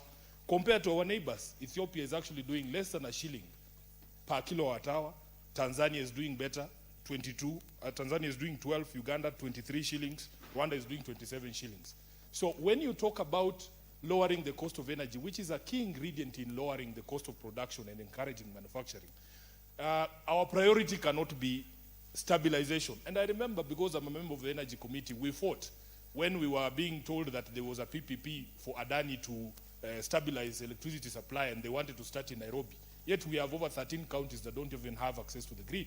So Waziri, in terms of specific measures that you are taking to lower the cost of production, and specifically the cost of electricity to match the region, what is your government doing? Senator Onyonga.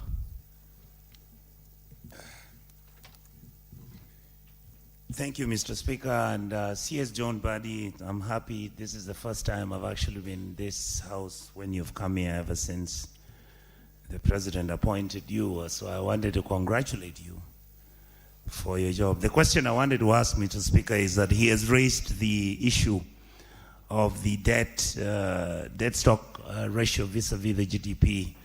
As the CS is aware, I think the president has announced that the Kenyan government is now going to build an airport costing $2.5 billion US. And I wanted just the CS to either come to the house and tell us, is he willing to give us the data, the information, the agreements which have been signed, how much in real value this airport is going to cost, who are the beneficiaries of this airport construction, and what are the details? I believe that this House, as the Senate, is entitled to receive that information so that we can tell our Kenyan people, because we don't want another Adani to be what we are fighting about in our republic. Thank you, Mr. Speaker.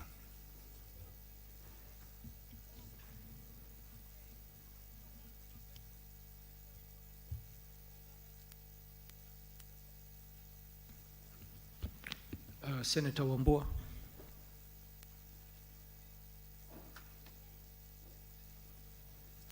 Thank you, Mr. Speaker. Mr. Speaker, a quick one on the response to question number 29,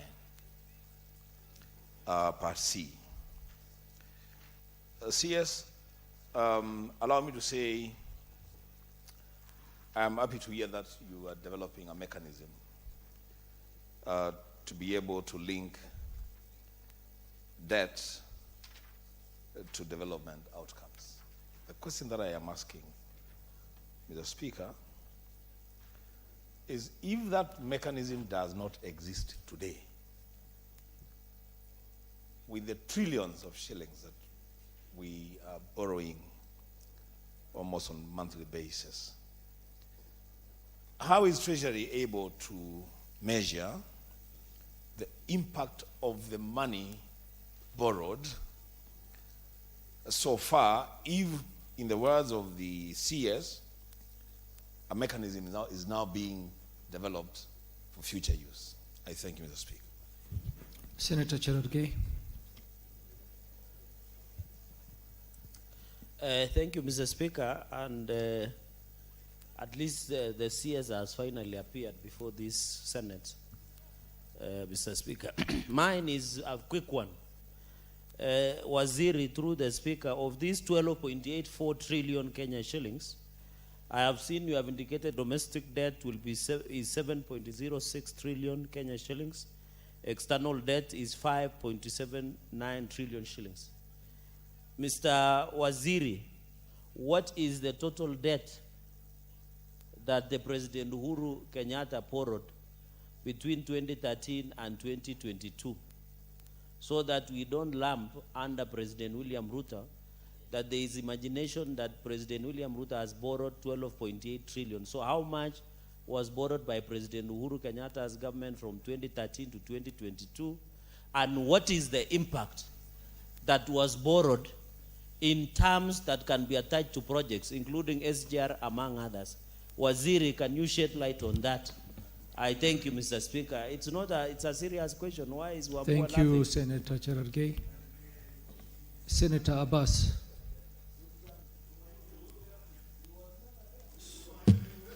Thank you.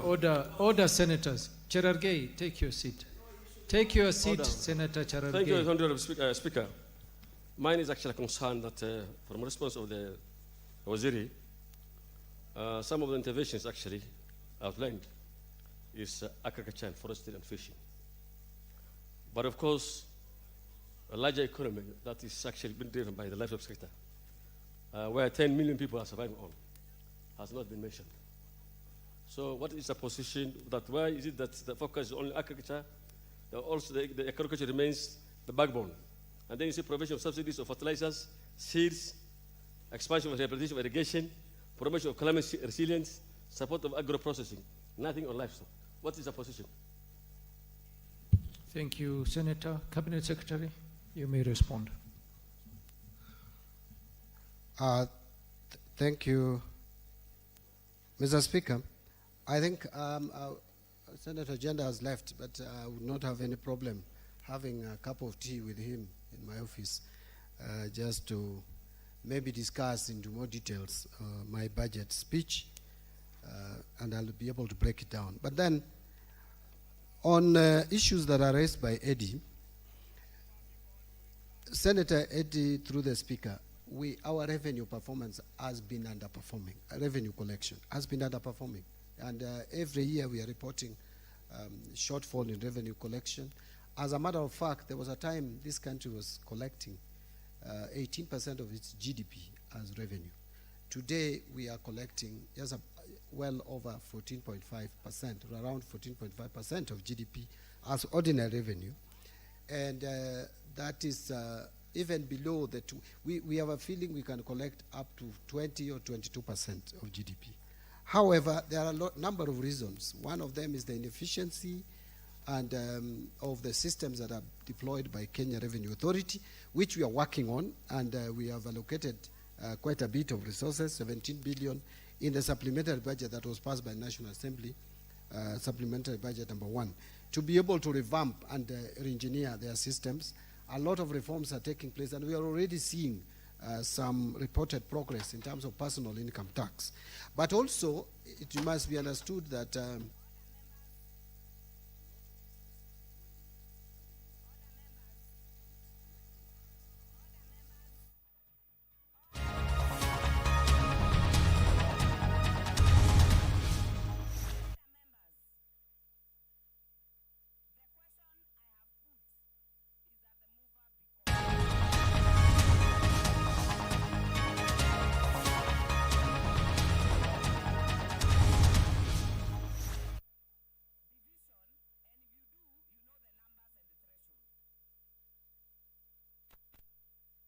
been appreciated. Kenya has one of the most developed financial sector and capital sector.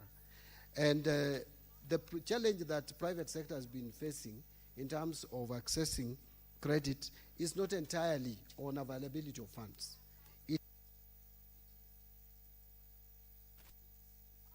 For this war in the Middle East, the private sector had picked up in terms of credit uptake from the banks. There was a time last year there was a negative growth of 2.7%. It had picked up to well over 6%. In fact, the latest was 9.3%, if I can recollect.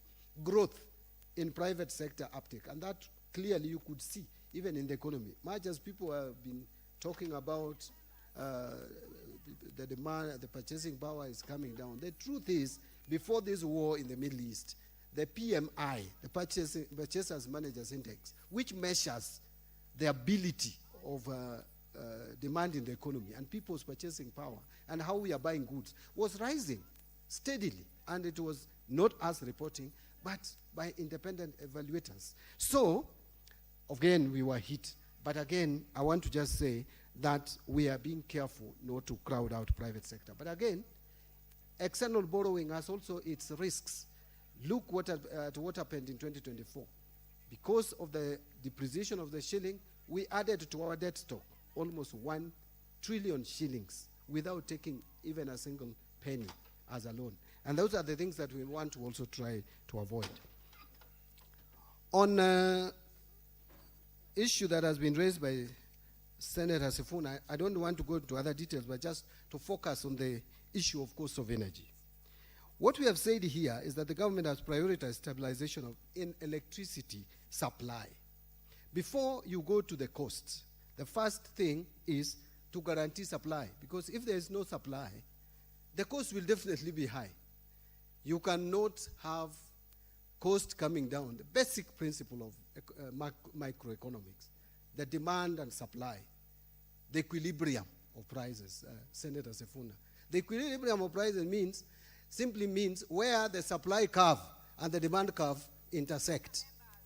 And so when the demand rises and supply comes down, prices will automatically go up because that intersection point will be high. But you must guarantee supply. Then the cost. How do we guarantee the cost, and what interventions have the government taken? One of the reasons why we have National Infrastructure Fund, Mr. Speaker, is because we want to implement resources towards generating more energy. Our energy requirement in this country is almost 10,000 megawatts. But we are only generating, slightly over 3,000, almost a third. So we therefore need to put more resources to generate more energy. It will deal with the twin issues of supply and cost at the same time, because demand will relatively remain constant. Or even if demand is going to adjust, it's going to adjust slightly. This morning, I had an engagement, a meeting with my counterpart in the energy, the Ministry of Energy, where we were discussing the nuclear power in Siaya, which is likely to generate well over 2,000 megawatts. And that is a project that we want to pursue to bring more power into the grid, because that is the only way through which we can guarantee cost of power to be low. I agree it is high, and also the supply and the reliability of the power. Because again, if you go to many parts of this country, the reliability of power is a challenge. Now, on the question of Nairobi being prioritized, and I want to again say, Mr. Speaker, Nairobi produces almost 60% of the GDP of this country. And that is not a place you can ignore. That's a place that we must invest in terms of providing energy.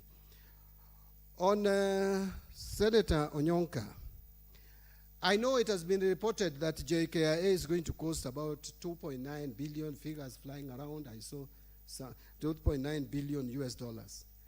The figure that I know is half of that, 1.2.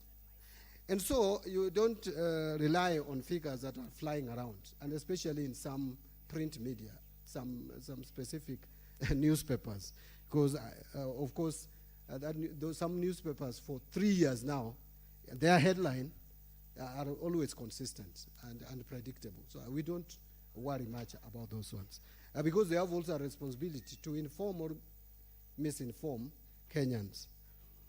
But that, I will tell you, is not going to put any strain on our sovereign debt. And if you want the information about that, either my counterparts at the transport can provide that information, or the government, even through me, can provide that information. But this is one of the candidates for the National Infrastructure Fund. And I will tell you that there will be no sovereign debt as at now that would be put here. On Senator Wambua, what have we been using to link debt to development?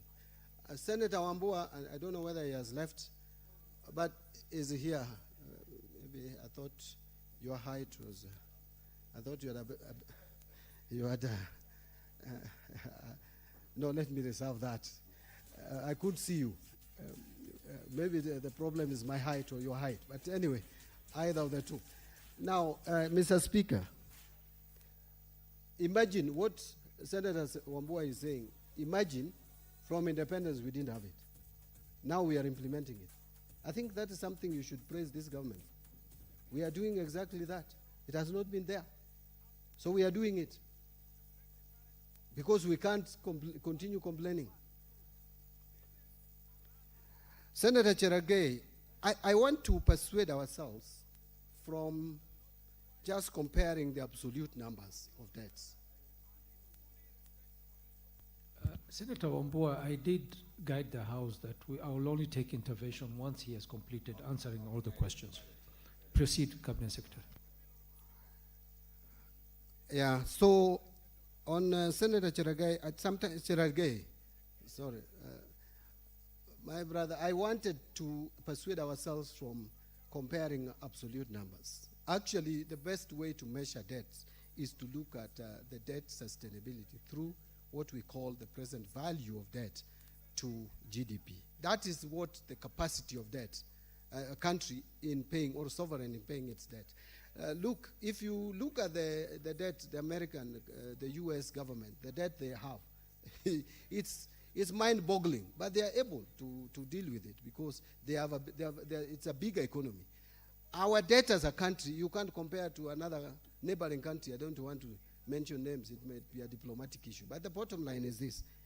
When you talk of 1.8 billion, or trillion debt, when Kibaki left office, it should be understood that Kibaki left a low-income economy, where we were borrowing money under concessional terms. Kenya has graduated to a middle-income economy.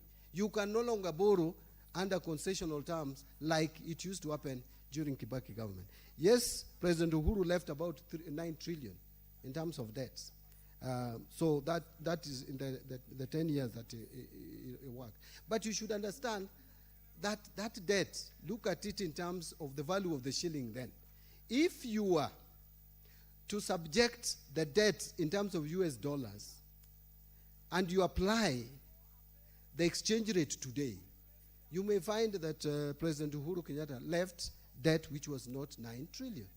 It could even be 11 trillion to date because of the current exchange rate. So that is why when I see professionals trying to compare in terms of absolute numbers, I ask myself, really, did we go through the same schools or not? But I want to be very careful there and say that yes, President Uhuru left, or his administration left about 9 trillion shillings if you converted it into shillings in terms of debt, both domestic and external. And now it is 12.8 trillion. And by the way, some of these debt service costs is as a result of some expensive debts that were taken before that we are servicing today. But again, even this government, there will be a government which will come in which will service their debt. So it is not an excuse for government to say that because another government took up debts that we cannot pay. We have to. I saw another presidential candidate talking of we should not pay debts. I wonder how we would manage a country which has defaulted in debt. You can't. I mean, it's basic knowledge. Unless you want to manage chaos. So